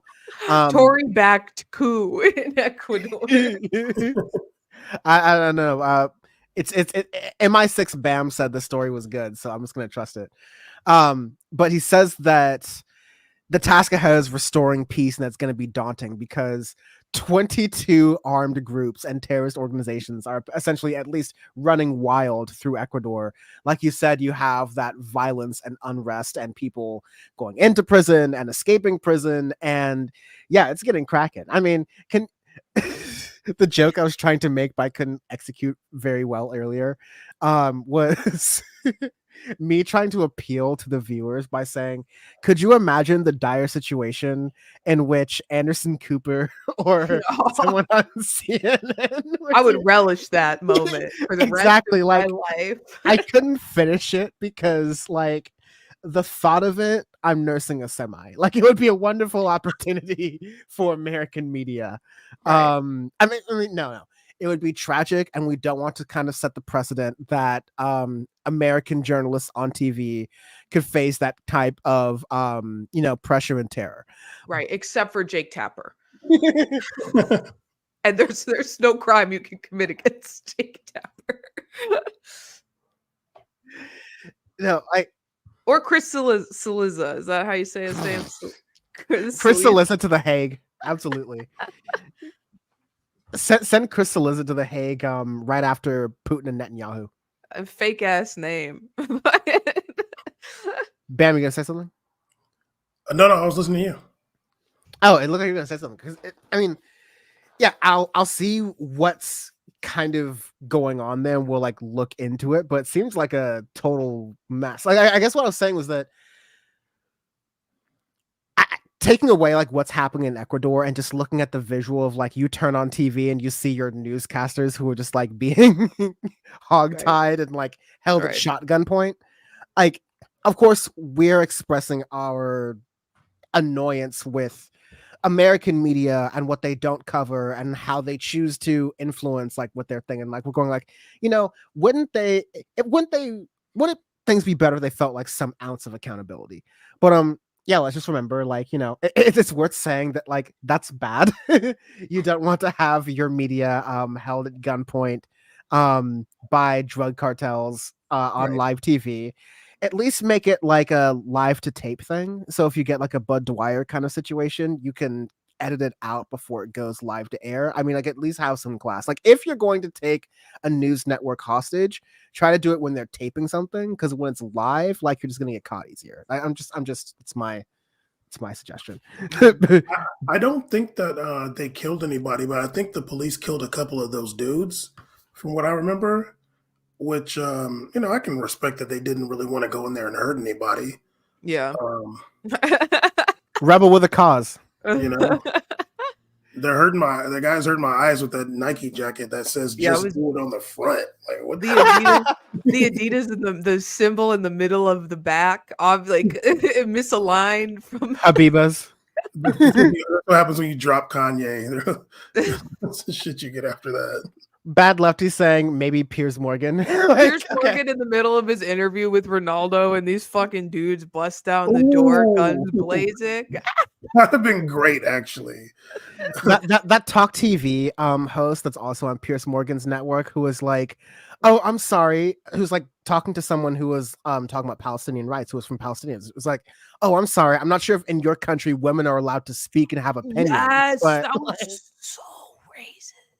Like so unimaginably racist, like considering like you just heard one thing about like women's rights being restricted in, I don't know, Iran or Saudi Arabia, and you applied that to all of the Middle East, which is particularly, it doesn't apply to Palestine, where women do enjoy relatively the same freedoms as men in the country. They're doctors, they're lawyers, they are teachers, they go to university, they get advanced degrees. And she's just like, I'm sure you've never heard a woman speak in this context. It's like, for her, like literally, it's like that lady from Iowa. Anything between like Greece and China is the Middle East, and they're all Arabs. Right. And they all did 9/11. The Greeks didn't. My big fat Greek 9/11. Right. I'll say this Ecuador story came on my radar. I wish I had looked into it more, but only because American right-wingers were quoting the video saying, this is what Joe Biden has allowed to happen at our border. For anyone who's unfamiliar with geography, Ecuador doesn't share a border with the United States, nor does it share a continent with the United States. Not an easy trip to make. I fucking give up. We're Republicans now. This is a Republican stream. It's so easy. It's so easy. I think they do. I'm not 100% sure about this, but I think they use the American dollar in Ecuador or something weird like that. But that is funny and ridiculous. But it just goes back to what we were saying. They're all Mexicans, Right. You know, it's like they're all Mexican. Right. Ecuador is just a state in Mexico, which is Antarcticans, Mexicans. Right. Yeah, no. If they come to that border, then they're Mexican. Well, the last time I was at the border, there was so many like Haitians and people from Senegal and like stuff like that. Like it's not just it really is not Mexicans actually coming over. Mostly Right. it's people from Central America, and there's like people from Ghana and Senegal No, and no, Haiti. no, exactly, Bam. It's a Senegalese ISIS that's coming across the border. That's Right, kind of right. worrying. And there's ISIS and Afghani people, and they're It's the Houthis at the southern border because, like they say, if we don't fight them over there, we're gonna have to fight them over here. And like we've talked about so often, like not just on the show, but in history, where you have, oh no, Al Qaeda is coming across the southern border. Oh no, ISIS is coming across the southern border. Oh no, Hamas is coming across the southern border. No, you remember the woman in like rural England who she saw someone paragliding and was was afraid that Hamas was attacking her. I wish it was. I wish they did. That would have been great. Hamas hits the Lake District. They just dropped a grenade on her. It just Her and, sailed back. Like tens of sheep, victims of this. Yes, that is Hamas. They're coming right for you, lady, in Newcastle. We are launching diametric strikes against the Cotswolds with unrelenting force. Just translating it. Like, goddamn, dude. Are gonna strike against Eddie Howe. When I heard they were hang gliding, when Dan told me that, I'm like, I don't even think that's Hamas, actually. Like, I've never heard no shit like that in my life. Like, when did they, like, where did you learn how to hang glide, dude? When and where? Do that without alerting the IDF military presence. How did you? There was no practice. It was a. Did they do because the IDF's radar are like literally Patrick Star with binoculars going wee woo wee woo wee woo. They had some kind of virtual reality PlayStation goggles hang gliding. That's how they must have learned, because where are you learning to hang glide? In Gaza, of all places. The most densely populated place on earth. Like, if you hop off one of those buildings, you're just going to hit another building, dude. It's parkour. They learn how to be agile. It's like some Avatar Last Airbender shit, honestly. Like, what white boys joined Hamas? Like, what freaking extreme Hamas, yip. Like, no, dude, no. Like, I refuse to believe that was any Palestinian Hamas member. They recruited some guys from Newport Beach, and they said, "Come help us out. We got great waves." Can you imagine in 2028 in the Olympics, we just have like a small Palestinian contingent? I want to know, though, to the woman in, Bradfordshire or wherever the fuck she was that thought Hamas was invading. Did she think Did she think that they paraglided all the way from Gaza? Or were they already based in the UK? It's like the Goodyear Blend Bennett. They just keep flying long distances, yeah. Great. I like the like. It's great to hear how dumb people are sometimes. Like, that shit's great, and when you get to hear it in your language, it's like, oh yeah, oh, you're so stupid. I love it, kind of. Because I'm sure people are dumb everywhere, but like, I don't understand this dumb person in French. I don't know how dumb they are. But when somebody says some really idiotic shit in English, it kind of warms my heart a little bit. I just assume that anyone speaking French is saying something idiotic.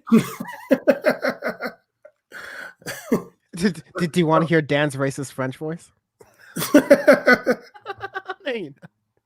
Anti-French racism. Let's go.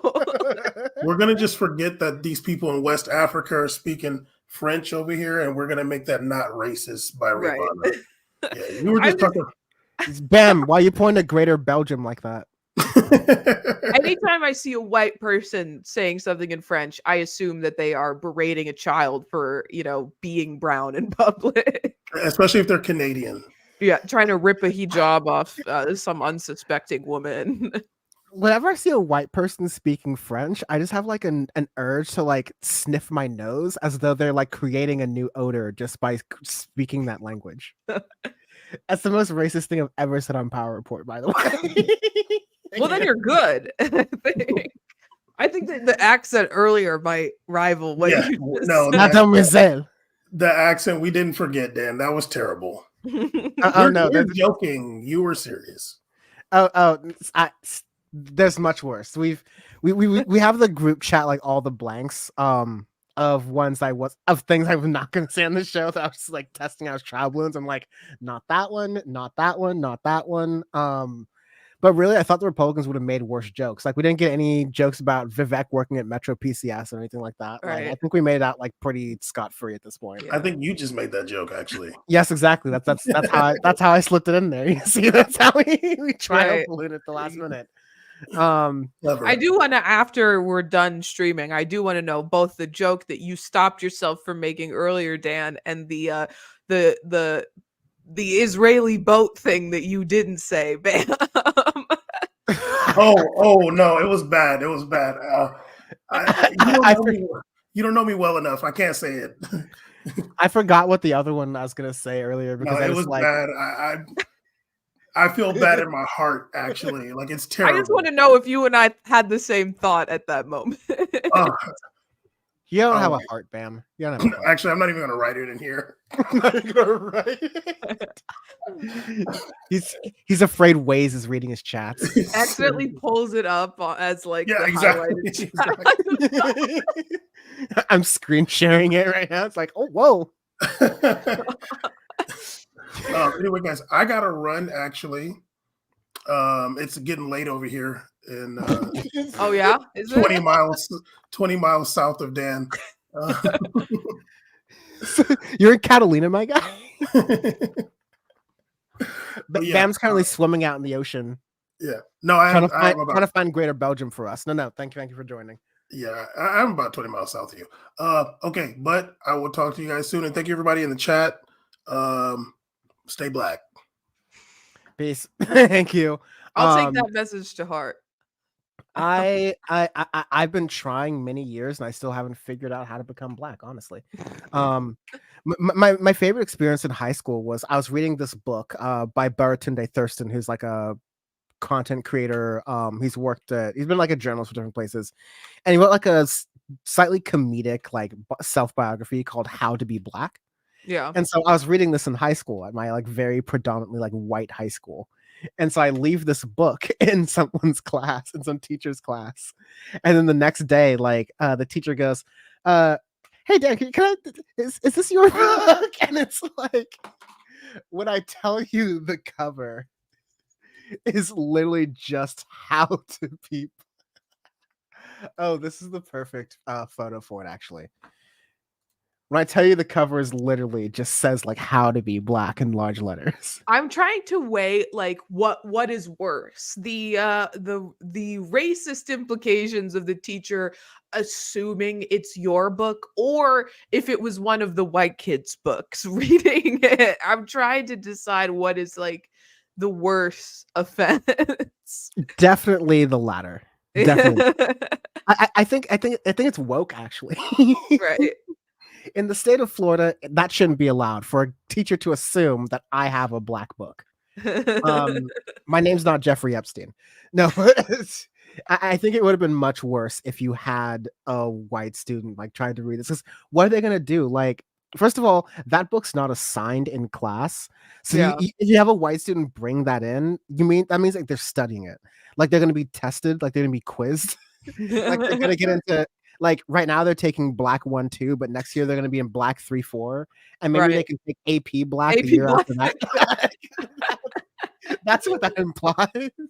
The class is fucking all white. You just see like Eminem and Logic in the front row, just like trying to Lil Dicky just desperately trying to pass their Right. AB black class. Right. Any of the people who went on Dr. Phil's show pretending that they were black. What's that girl's name? Doesn't matter. Catch Me Outside girl. The other one. No, the worst one. the worst one. The girl who found out she's like one like 100th black, 1% North African, and she is like, see, I told y'all. I don't know what her name is. She's awful though. Oh, that's terrible. Dear God, I'm trying to think. Was there Not Rachel Dolezal, but also good point. Rachel She's teaching the Dolezal? class low key. AP Black with Rachel Dolezal. That's an incredible concept. She got away with it for so long. I mean, she had something figured out. Didn't she come back recently for something? She's got OnlyFans now, yeah. Whoa, what'd they say about curiosity? I'm kidding. I'm kidding. No. Looking at Rachel Dolezal's OnlyFans live on stream. Not my proudest nut, let me tell you. No. I'm surprised Rachel Dolezal could have had like a whole promising Fox News career. Like, Yeah. couldn't you? I think someone was saying it in chat, like, imagine Rachel Dolezal just railing against the woke. Right. Well, I mean, the issue is though, she was like the president of her local chapter of the NAACP. So, like, on the face of things, she's kind of opposed to that ideology, but like doing that massive like about face would be, I think they would accept her. Like you know, she would say some shit like, well, people can transition gender now, but I can't transition my race. And Fox like- News would love that shit. It's like, who's that like Shocking. untrans who's the person who's like a British person who like tried to become Korean? Oh, And- Ollie London. Yes, Ollie London. It's like one of those things. The detransitioner who doesn't like the world to know that he's detransitioning from having the Jimin surgery. He's detransitioning from becoming a K-pop idol. I'm sorry.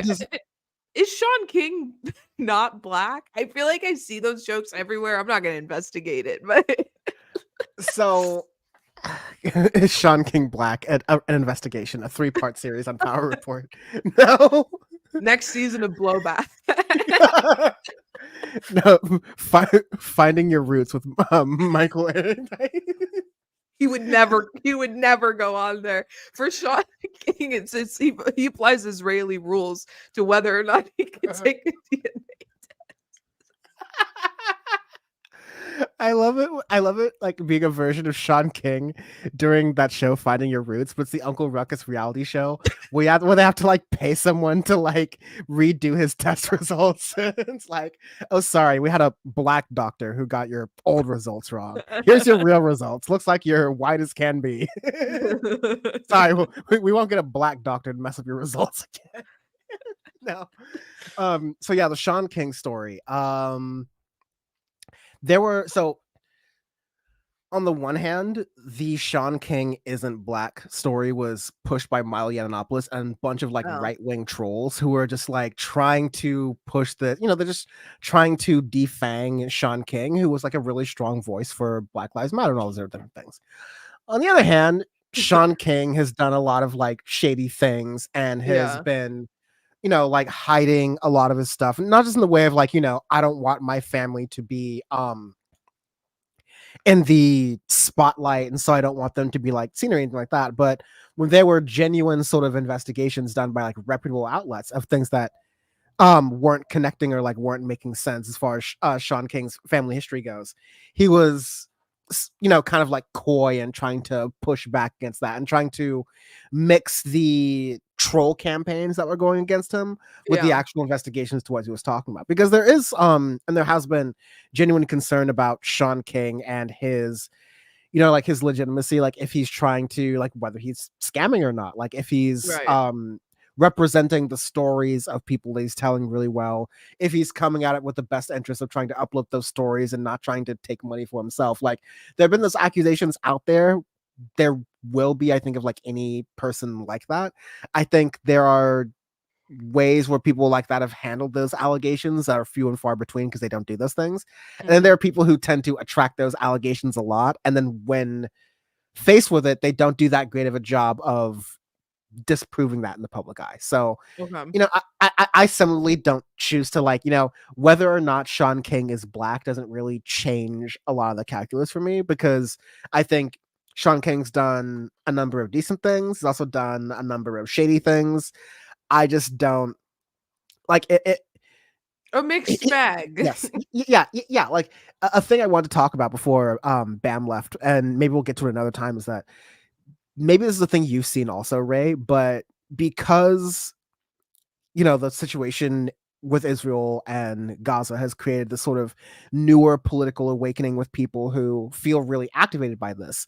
A lot of the sources that people are seeing are, you know, people from the post left that we've been covering from the past 2 years who might be, you know, strong or anti-America or on the left, so to speak, on foreign policy, but that isn't rooted in any sort of like real leftist analysis. It's more just rooted in what works algorithmically or what I have been taught to yell about. And so you're getting people who are like, I think I saw a comment on a really big website or a really big like page about this stuff that shares decent information about Palestine, but some gray zone stuff is getting in there. And so you're getting people in the comments who are like, wait, I don't get it. The same people who are telling me that you know, rightfully saying that what's going on in Gaza is a genocide and it's ethnic cleansing and it's this terrible stuff, and they've been enlightening me with that information. They're also saying that the West is lying about the Uyghur Muslims and that China is doing absolutely nothing wrong, and like so it's this, okay, propaganda is fine as long as it's anti-American. And it's like Right. God. I was gonna say, like, that is a position Jackson Hinkle has found himself in, right? Like being amplified by people who, you know, I otherwise have not heard of him, don't know his background, but it was really funny to watch him lose a lot of the goodwill he had built up with the Muslim community when he praised Bashar al-Assad, because these people are so out of touch with reality, they don't recognize how deeply unpopular things like supporting Assad is within the Muslim community or denying the Uyghur genocide, because they feel community there. Like, this is a minority Muslim population in China that is being discriminated against, and they feel solidarity with them. And he's just incapable of recognizing that, like, not everybody forms their political opinions based on, I don't know, you know, what a Twitch streamer has to say, or based on fucking Jimmy Dore's knowledge, or, you know, more aptly lack thereof on a given subject, or whatever is going to get them the most points with Alex Jones. You know, these are people who Jimmy Dore's poor recollection of Max Blumenthal's poor recollection of Alex Jones's poor recollection of Aaron Monte's poor recollection of what's going on. It's like Jimmy Dore had Alex Jones on his show and introduced him as I gotta say, it's an Austin-based producer. I laughed so fucking hard when he said that. Like, and he's reading off a little script he wrote, but I'm like, oh, yeah, that's the first thing I think of when I hear Alex Jones, Austin-based producer. Austin-based producer and not the recipient of my hot loogie from 2016. People forget that. It was great because Alex Jones brought it up so fast, and you could tell that Jimmy Dore was trying to pretend that it was like an accident, that it was like not intentional. Like, he was really embarrassed by it. But I'm like, if you had just taken ownership of that, like Alex Jones did, you would come off looking a lot better in this interview than you did. Yeah, for folks who don't remember, during the 2016 RNC primaries, Jimmy Dore was working with the Young Turks. Anna is related, but not really there. Alex Jones was also, this is a weird thing where, like, you know, new media at that point was able to go to these conventions where traditional media usually was. And so you had TYT and a couple other like YouTube outlets there. At the same time, you had Alex Jones, which was, at that point, he wasn't banned off of those platforms. He was seen as kind of like the other end of the TYT spectrum. And truly left right binary thing, which is why this is ridiculous, which I'll get to it a little bit later. But yeah, in that situation, Alex Jones crashes the TYT set. It's a little bit, awkward and annoying for Alex Jones' perspective. Everyone acts in an awkward position. Jimmy Dore reacts by going offset to drink water or like drink something out of his mug and then go spit on him. So it's not like a spit take. It's not an organic one. He's like, no, let me, let me go and plan this and do this and execute this and figure it out. And so, yeah, the fact that many years later, after having this interview with an Austin-based producer, Alex Jones. Yeah, he manages to forget about that. That's just hilarious. Right. No, I mean, very classy. Very classy event that was. No, but that's it, right? Like today, Jimmy Dore shared a post that was like why the Pope was meeting with some Jewish leaders, and he was meeting, the way he meets people, he kisses them on the hand or whatever, and he shared a picture of it, and he was like, "Who are these people the Pope is kissing the hands of?" And it was shared from a page called like Kekistani Soldier, and it was just clearly anti-Semitic. It was most obviously anti-Semitic conspiracy theory portrayal of what the video was showing as it possibly could be. And it's like, this is unfortunately someone who's been amplified throughout this genocide as a source of information, because these people have the right position on this issue.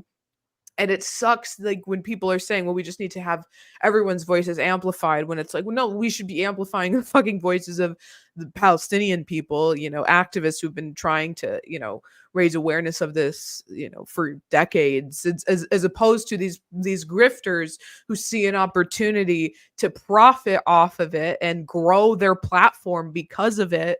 And, hopefully bring people into their, conspiratorial, programming that they put on. Right, because when Sean King, I said remember Sean when he King, freed a hostage? Oh god, but it turned out he literally was in constant communication with the person's relatives. Never mind. It was low-key not a conspiracy. He really was.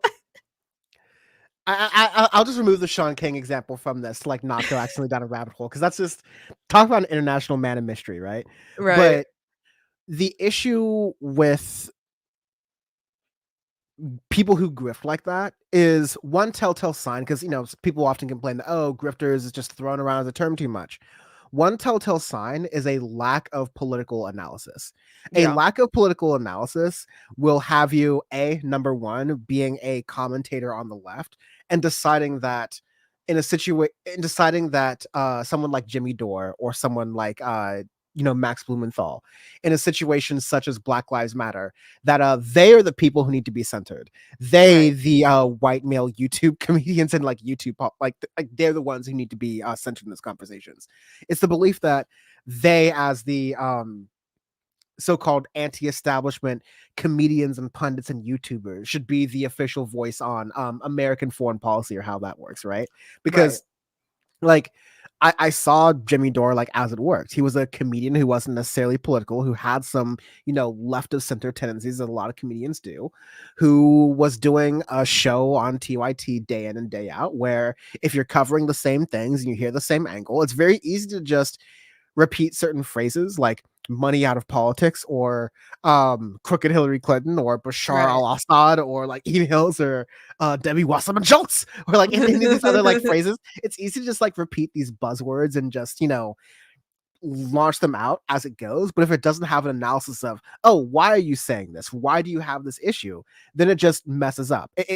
When this was just happening and you saw people who were saying when October 7th just happened, and you saw people with pro-Ukrainian flags in their bio saying, I'm pro-Israel because I'm pro-Ukrainian. It's that shows you have no analysis, because those are completely contradictory. The similar thing happens when you get people who are saying the Israelis are an oppressive force on the Palestinians, and it's an religious oppression and it's a political oppression, and you need to be careful about that, while also saying Uyghurs, what?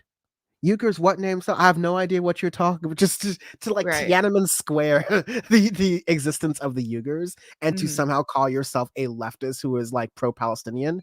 Sorry, it's a contradiction. You can't do it.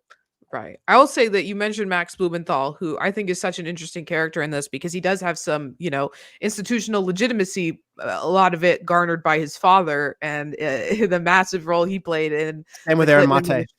Right. But because he can get in the room still, right? Like he's been in these briefings, these State Department briefings, and he's actually, I think, done a good job of grilling the State Department spokespeople.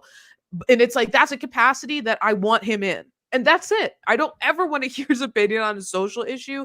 Like I want him reporting on this conflict and that's it and nothing more. But it is like the people have this need to like center him and center especially the opinions of these like left, like not people who are journalists. And to whatever extent that Max Blumenthal is a journalist, he acts in that capacity when it suits him, and when it doesn't suit him, then he's chaining himself to a tree protesting mask mandates or whatever the fuck he's doing, breaking up, forcing Ben Norton out of the gray zone because of his insanity. But it really is like why I would never want someone to like center my voice on this issue. Like I'm not an expert and I'm not the person that people need to be looking towards or like highlighting when it comes to Palestine. Like there are so many wonderful Palestinian people, again, who have been fighting for this cause for their entire lives, who are trying to get this information out, which is why I'm happy to see the independent journalists in Gaza, in Palestine, who are risking their lives every single day, their profiles being amplified, their footage being shown in the media, their tales being told, on social media, on mainstream media, however it may be. But like, it's really sad to see people capitalizing on this genocide as an opportunity to boost their profile. It's not surprising, but it's sad to see it when like it's leading people towards, the opposite of progressive roots. It's leading people towards the same cognitive dissonance that you're seeing with a lot of liberals right now, who wore the pink pussy hats and protested at airports and chanted Black Lives Matter, but are also like, all the Palestinians are Hamas, right? Like it's like that same sort of cognitive dissonance that they're breeding. And like like you're saying, the best, as someone who is not Palestinian, who only has a couple of Palestinian friends, who I have like no real connection to what's going on right there, other than like just as a human being seeing what's going on there and being outraged from that perspective. The best I can hope for is that, occasionally, I guess a skill or talent I have is being able to articulate some of these ideas in a way that is catchy or like clicks for a certain amount of people. And so like the best I can do from that is sure, but that's on the backs and from the information and from the knowledge of people who are on the ground with those connections that I don't have, who are able to speak to that and also speak to other issues from time to time. Like no one's ever going to be perfect on everything all the time, right? But there's definitely like an ideological consistency with I am landing in this scenario. I'm landing this way in this scenario because of my stance on human rights, what is consistent in this other scenario and in this other scenario and in this other scenario, right? Like what you will get with, it's like you saw it with Jimmy Dore, and I think a lot of that part of the left with Bashar al-Assad and Syria is, I think, a perfect example. They believe that anyone who is an enemy of the United States is therefore good. Which is like, it's always more complicated. The child's brain, a child's understanding of politics is what these people have. Yeah. It's like, don't get me wrong. Like, if you are speaking against the United States and you're an enemy of the United States and you're trying to fight against the United States, I'm listening. Like, let him cook. All right, let him cook. All right. You've piqued my curiosity. Right. All right. But you got me in the door. I that does not mean like an immediate win. Does not mean immediate. Yes, especially when you're saying, "Oh, I, Vladimir Putin, am an enemy of the United States, and the way I am going to show that I am sticking it against the American hegemony or empire, or whatever, is by invading Ukraine, who I see as an extension of American empire legitimacy. And like, however you Right. see like, oh, Ukraine befriending NATO and in some ways being friendly to the United States, in some ways not, like most countries in the world are playing the first world and the second world, quote unquote, against each other in any given conversation, right? They're Mhm. like, show me the money, show me the power, don't bomb me, and I'll be friends with whoever on any given day, right? Like that's how they play the game. But when you get to these certain points of like, oh, I'm with I'm pro China, not because not because of any particular reason, but because China consider themselves to be the Chinese Communist Party and America's afraid of them. Therefore, I'm pro China. And it's like, you know what? China makes a mean monorail and they're really good at like building shit. And I really wish like they did urban planning for America because we'd be better off in a lot of situations. But the Uyghur Muslim situation is still a pretty interesting deal. I think if Washington, D.C. invaded Austin, Texas, the same way that Beijing cracks down on Hong Kong, there'd be some very serious issues. Yeah. Taiwan's a thing that people are kind of, not really loving. But then again, you'll see some lefties informed by these same audiences who are like, well, Taiwan is China. Like it should just be like it should just be their point. And like Yeah, some dude in Idaho who's like number one issue is that Taiwan is China. Just like the fucking like nerve of these people to suddenly become experts in these subjects that they've educated themselves on solely based on Wikipedia articles and whatever they read in the gray zone, and like and then that is their whole personality is the fucking Taiwan is China, or that Assad is based. It's like instead of like paying attention to their like freshman year lecture, they're Right. sitting in the back of the lecture hall with their iPhone, like with an AirPod in on Twitch, watching a Vow stream where he's Mhm. playing like like any random game or whatever, like League of Legends for all I care, right? And then all of a sudden someone comes out of that and goes, I understand the Donbass now. I understand. It's that Vivek Ramaswamy thing about how Nikki Haley, you can't even name the provinces in Ukraine. Right. I mean, it's funny because like I always kind of joke about it, like working and covering politics, you have to become knowledgeable on a wide variety of subjects, but we are not experts by any means in those subjects. We have expertise in certain fields, but like reading an article about the history of Crimea and the loyalty or not that the people of the region feel to uh, uh, the Russian state doesn't an expert make. Like you might have just read up on a subject. Like you didn't do research. That's not what research is. That's just reading. And these people can flourish because the bar is in hell. And Right. we can even have a conversation of like, oh, well, in this situation, outlets like Gray Zone or Jimmy Dore, Jackson Hinkle, if you really even want to go that far and consider that to be an outlet, right? Like, I these don't think sources, you can read anything of Jackson Hinkle's, to be fair. I'm gonna get in so much trouble if I go any further. So I'm just gonna say, like with these folks, like, yeah, part of the reason why those sources are being sought out is because MSNBC, CNN, New York Times, mainstream media is just dropping the ball so completely and has been doing so, in a publicly conscious sense, at least for this generation, since the war in Iraq. I think that was a watershed moment for a lot of folks. But for people who have been studying this in an educational sense, like from the Chomsky Herman like propaganda model, this has been going on for decades in news of how this works, especially when we're talking about the US government and military interests. So like it's an indictment on how bad sources are in general.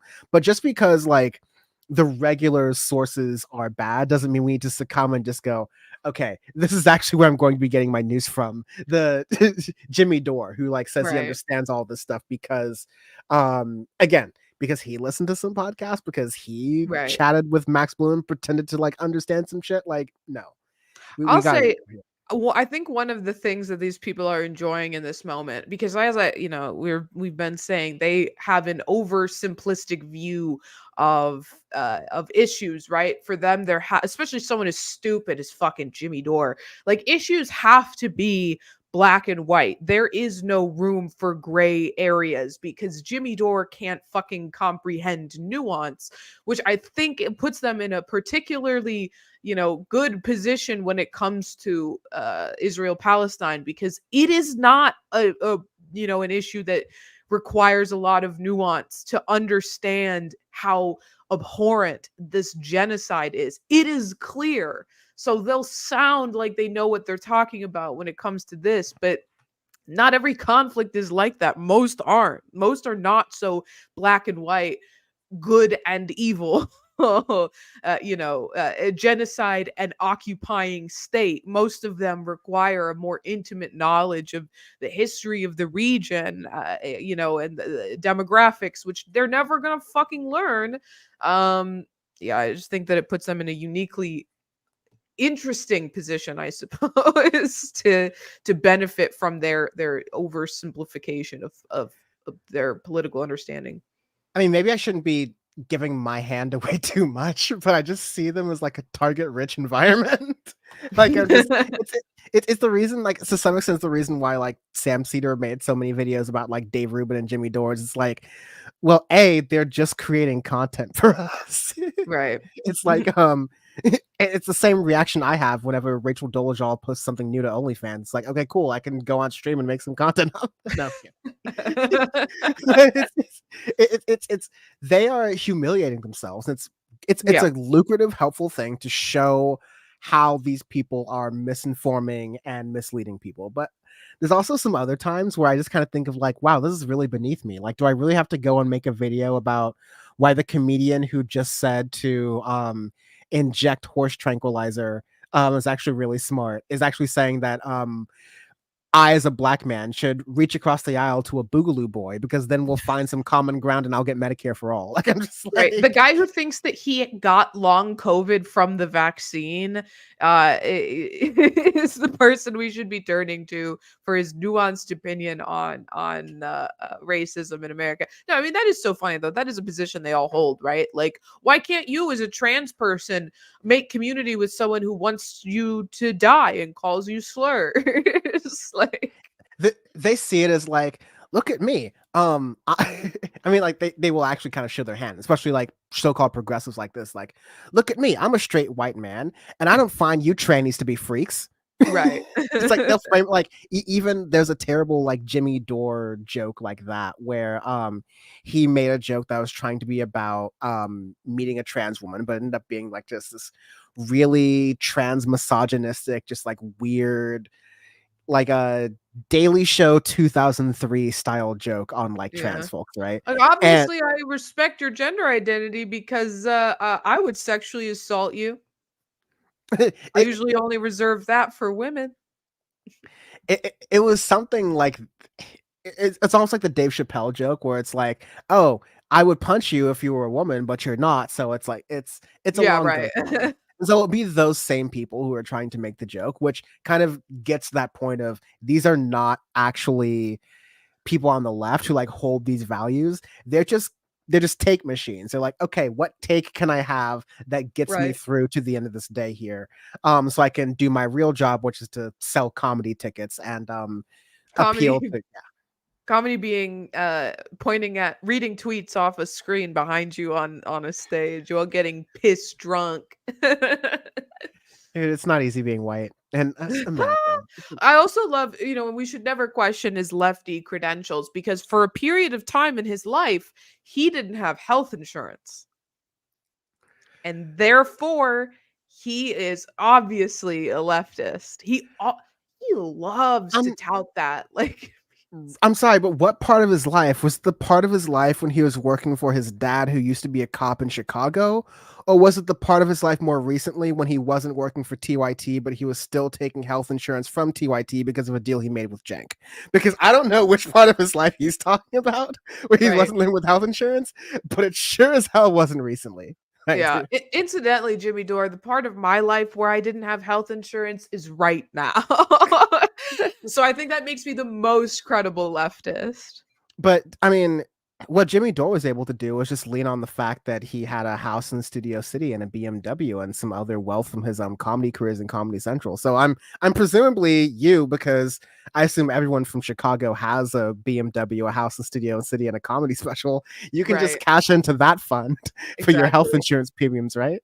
That and a shot of Malort, the Chicago special. Who's your care? Is that Indiana or Illinois? I messed up. That is Indiana, but God damn it. we are the Illini, fighting Illini. Hail to Illini? the orange, hail to the blue. Sounds like a slur. I'm sorry. It is an indigenous tribe, and for a long time, the mascot was, yes, a very racist character, Chief Illiniwek, and the white alumnus is one, right? The white alumni of U of I are very pissed about the fact that they don't have the racist caricature of indigenous people dancing around the football field anymore. Can't they just... U of I is a pretty fratty school, from what I understand. Yeah, one of the biggest frat schools in the country. They could really just replace anyone, like they can really just replace any mascot with someone who, like a freshman who just does the dumbest thing during pledge week, and they can just make that a silhouette, and like that's just right. What's our mascot? Oh, that's the time Jeff tried to do a kegger while like dodging a goat that was trying to like ram in front of him. And so what's our mascot? The time Morgan accidentally OD'd when he roofied himself at the bubble party. Thing that really did happen to a friend of mine. Woke up in the hospital after fucking roofing himself. Wait, I knew someone like that, but I guess he boofied himself because he boofed roofies. Why? You're asking really inappropriate questions. It doesn't matter why, it's college. The point is, that's true. He boofed roofies and he made it out. No, that's a good point. You could get away with anything in college. Because everyone knows that in college, the hospital is like in Grand Theft Auto, where like you just lose like some money that you immediately make back, and it's just a cutscene where you wake up in the morning and nothing happens. Right. No, way off topic, but I saw a TikTok was thrust into my algorithm that was so unrelatable, but it was a person getting up out of bed, and it was like trying to force yourself to get ready after getting too fucked up the night before to do it all over again tonight. And I was like, yeah, in college this would have been relatable, but I am elderly now. I am not capable of drinking even casually 2 days in a row. That is not something that I'm going to be able to recover from adequately. I might just die if I try. 2 drinks in a row and I have to clear my schedule. It's getting rough out here. Right. No, that is, I think it's pretty much to be said on people like Demi Jour. But people in the chat don't know what boofing is. Let's put on an instructional video for them. And take it away, Dan. Well, dude, I hear it. No, I am getting a case of the "it is late," and I'm probably gonna go to bed soon. And I'm knowing you in Chicago are feeling the same way. So, let's wind it down here. Were there any? I'm trying to see if there are like any really good chats that were in here. Oh, this is one. Has anyone heard whether or not the Dems are doing anything to combat the rampant right-wing Spanish language fear-mongering? I mean, like, I've heard some about this. Like, I don't know if you've seen ads that are done in Spanish that are just like, attack ads that you would also see in English towards Democrats. But this has sort of happened to some extent during every single campaign where Democrats and Republicans run ads in other languages, often Spanish, because that tends to help. I live in California, where sometimes campaign ads are run in Cambodian and Tagalog, like it continues. But on the one hand, yeah, you're going to have a lot of misinformation and lies that are spread through a lot of these campaign ads. And it's going to be harder to track because a lot of the fact checkers are like only English speaking, sadly, in this case. Yeah. On the other hand, one really easy way to solve all of this is if the Democratic Party were fighting for the votes of Spanish speakers and fighting for the votes of people in general, and to make it so it's not only negative campaigning, because Republicans are naturally going to negatively campaign, and you're going to have negative campaigning in pretty much any form of a campaign most of the time, but it's usually just like part of your strategy. We're in an only negative campaigning cycle right now, and so if you're an incumbent and you're negatively campaigning, that's bad because you need to be able to say, hey, I'm president right now. And if you continue to elect me, then I can continue to do good things.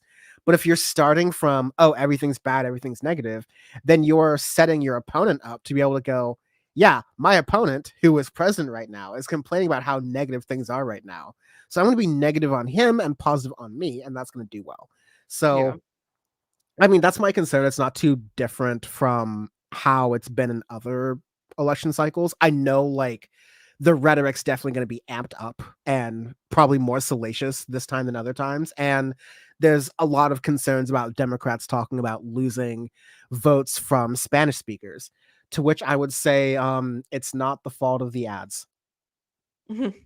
Right. The Democratic Party seems resigned in the idea that they've lost like a good section of the Latino vote. They've just decided that they're forfeiting it. I mean, to the Republican Party, because there's, and the counter advertising they're going to be running is fear mongering about things that Donald Trump has said, racist things he said about Latino people, particularly Mexican people, which hasn't necessarily been shown to be effective. Are they going to, and again, no group is a monolith, but are they going to actually extend, policy promises to the people in this community?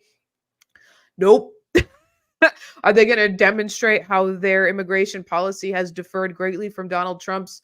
No, because they can't. So, because it hasn't, because it's been, particularly for that group of people, pretty much the fucking same. So yeah, just the shit show. And I mean, we were talking about it earlier, but yes, they have been hemorrhaging support from particularly Latino men voters. Yeah. One thing you could do in a political system is to try to get the support of the constituencies that you need to win. Right. Democrats are seeing that they're losing support amongst Muslim voters. Gee, I wonder why that could be. I wonder what could be done to change that. Right. Time to say there's no innocent civilians in Gaza.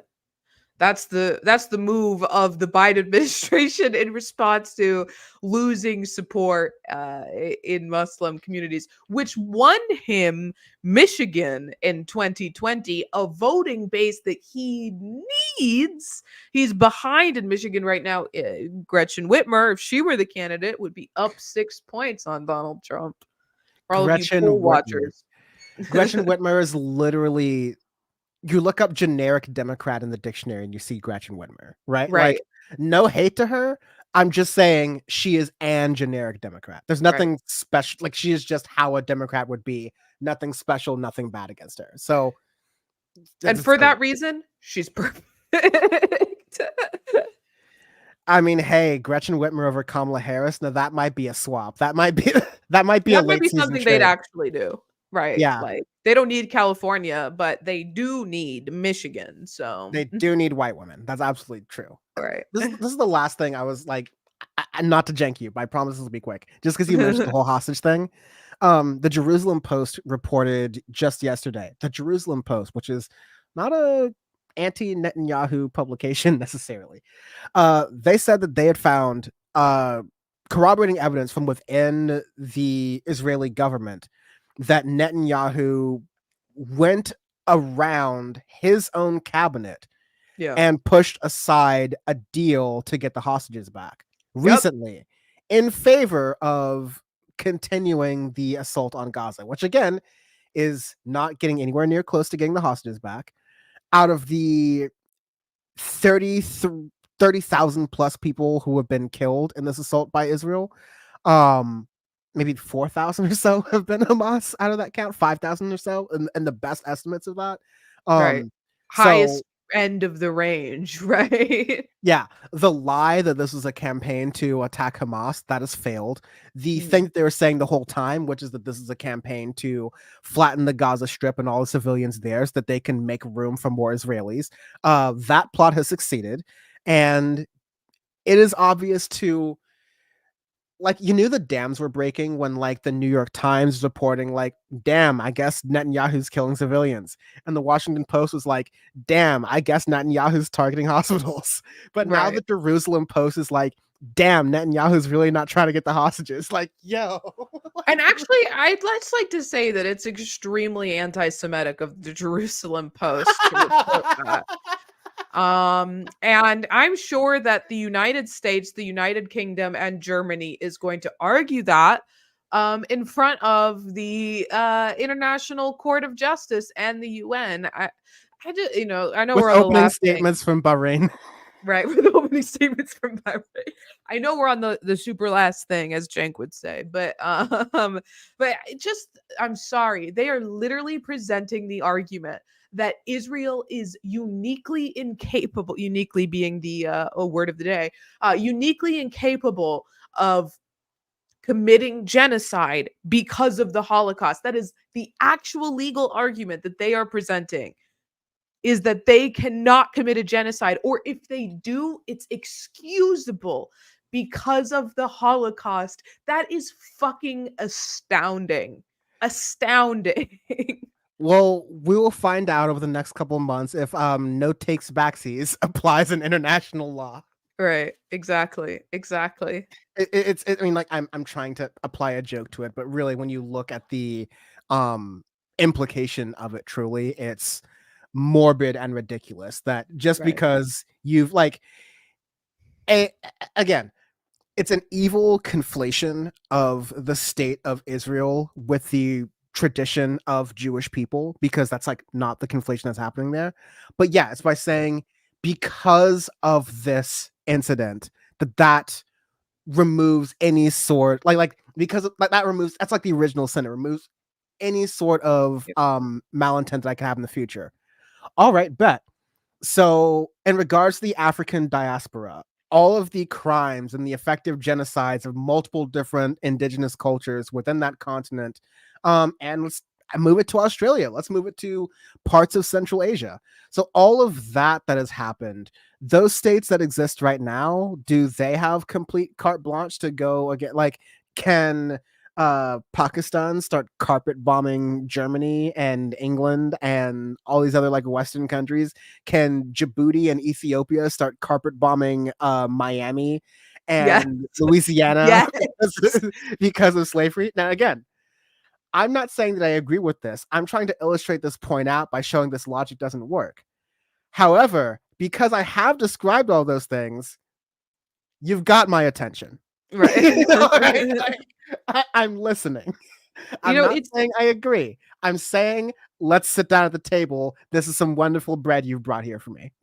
It is the well-respected legal principle that if someone does a crime against you, you get to do that crime to anybody you please. If you get stabbed, that's a ticket to doing some stabbing, baby. Totally legal. You get a free pass. That's what OJ said. I mean, like, that's the, we don't have eye for an eye. Like, we talk about this in a biblical sense, and we have lessons from this. We have an entire legal structure. I literally think after, like, literally Hammurabi's code, like, we stopped doing this eye for an eye shit. Like, back in Mesopotamia, we were like, okay, you know what? Sounds real badass, but you can't really have a legal system based off of this. Otherwise, like, that's the saying, an eye for an eye leaves the whole world blind. So you can't do this. But listen, if Israel and Germany and the United States are going to ride this argument to the bank, then they're already losing legitimacy on the world stage, like, in a militarily sense, in an economic sense. If they want to do it in a legal sense, yeah, go ahead. Because not only will that embarrass them throughout the world, but if that argument is able to continue, then yeah, no, Haiti should launch attacks on Louisiana. Like they should just Right. and like this is ridiculous, but I'm saying like, yeah, no, like Niger should invade Italy. Like we should just start having an or recolonization just going right now, because that's the precedent that's being set. As long as there's yeah. With the president, you can just do it to anybody. Doesn't matter if they were the people that perpetrated, the heinous atrocity against you. Like, right. I mean, Cave Dwelling said in the chat, like, if you by this principle that they're trying to establish, Black Americans can legally nuke Singapore. Because it doesn't even, it's not even, it's worse than Hammurabi's. To be clear, this isn't established law. This is just what they're arguing the law should be. But it parallels the Trump thing of like, oh well, the argument that Trump's defense team is trying to make of that. Well, in the hypothetical situation that Donald Trump does shoot someone on Fifth Avenue as president, as long as he's president, that's fine and that's cool, because it would take an act of the Congress and the Senate to convene and come together to agree that shooting someone on Fifth Avenue, even if your president, is bad. Yeah. Like you can't run a world like this unless you get to give Rayyvana and I the weapons, and then we get to prove. And then I think we would be great arbiters of I think making. Bam, Ray, and I, as judge, jury, and executioner, we would solve a lot of problems in the world. I'm just saying, vote for us 2024. As to which one's which, I will let the viewers and folks decide amongst themselves on that. Do a Twitch poll, and that's how we. Yeah, I know what Bam doesn't want me to be. I'll tell you that much. But thank you for watching and joining. Ray, if you have I have a suggestion for who to raid. Okay. Adrian Vixen. All right. Let me see how to spell that. Let me see. It's like Adrian. Like I don't know if you know, like Adrian Lawrence would be on TYT, like that same. Yeah, spelling. I see it. Yes. Yes, but thank you all for watching. Thanks to the folks from Leftist Mafia who came in. Appreciate you. Have a good rest of your week. And remember, Mos Def makes better music than Drake. All right, that's all. Folks who are watching on Twitch, we will be raiding to Adrian Vixen's stream in just a bit. And for everyone else, we will see you next week. Have a good weekend. I know how to turn this show off. Goodbye.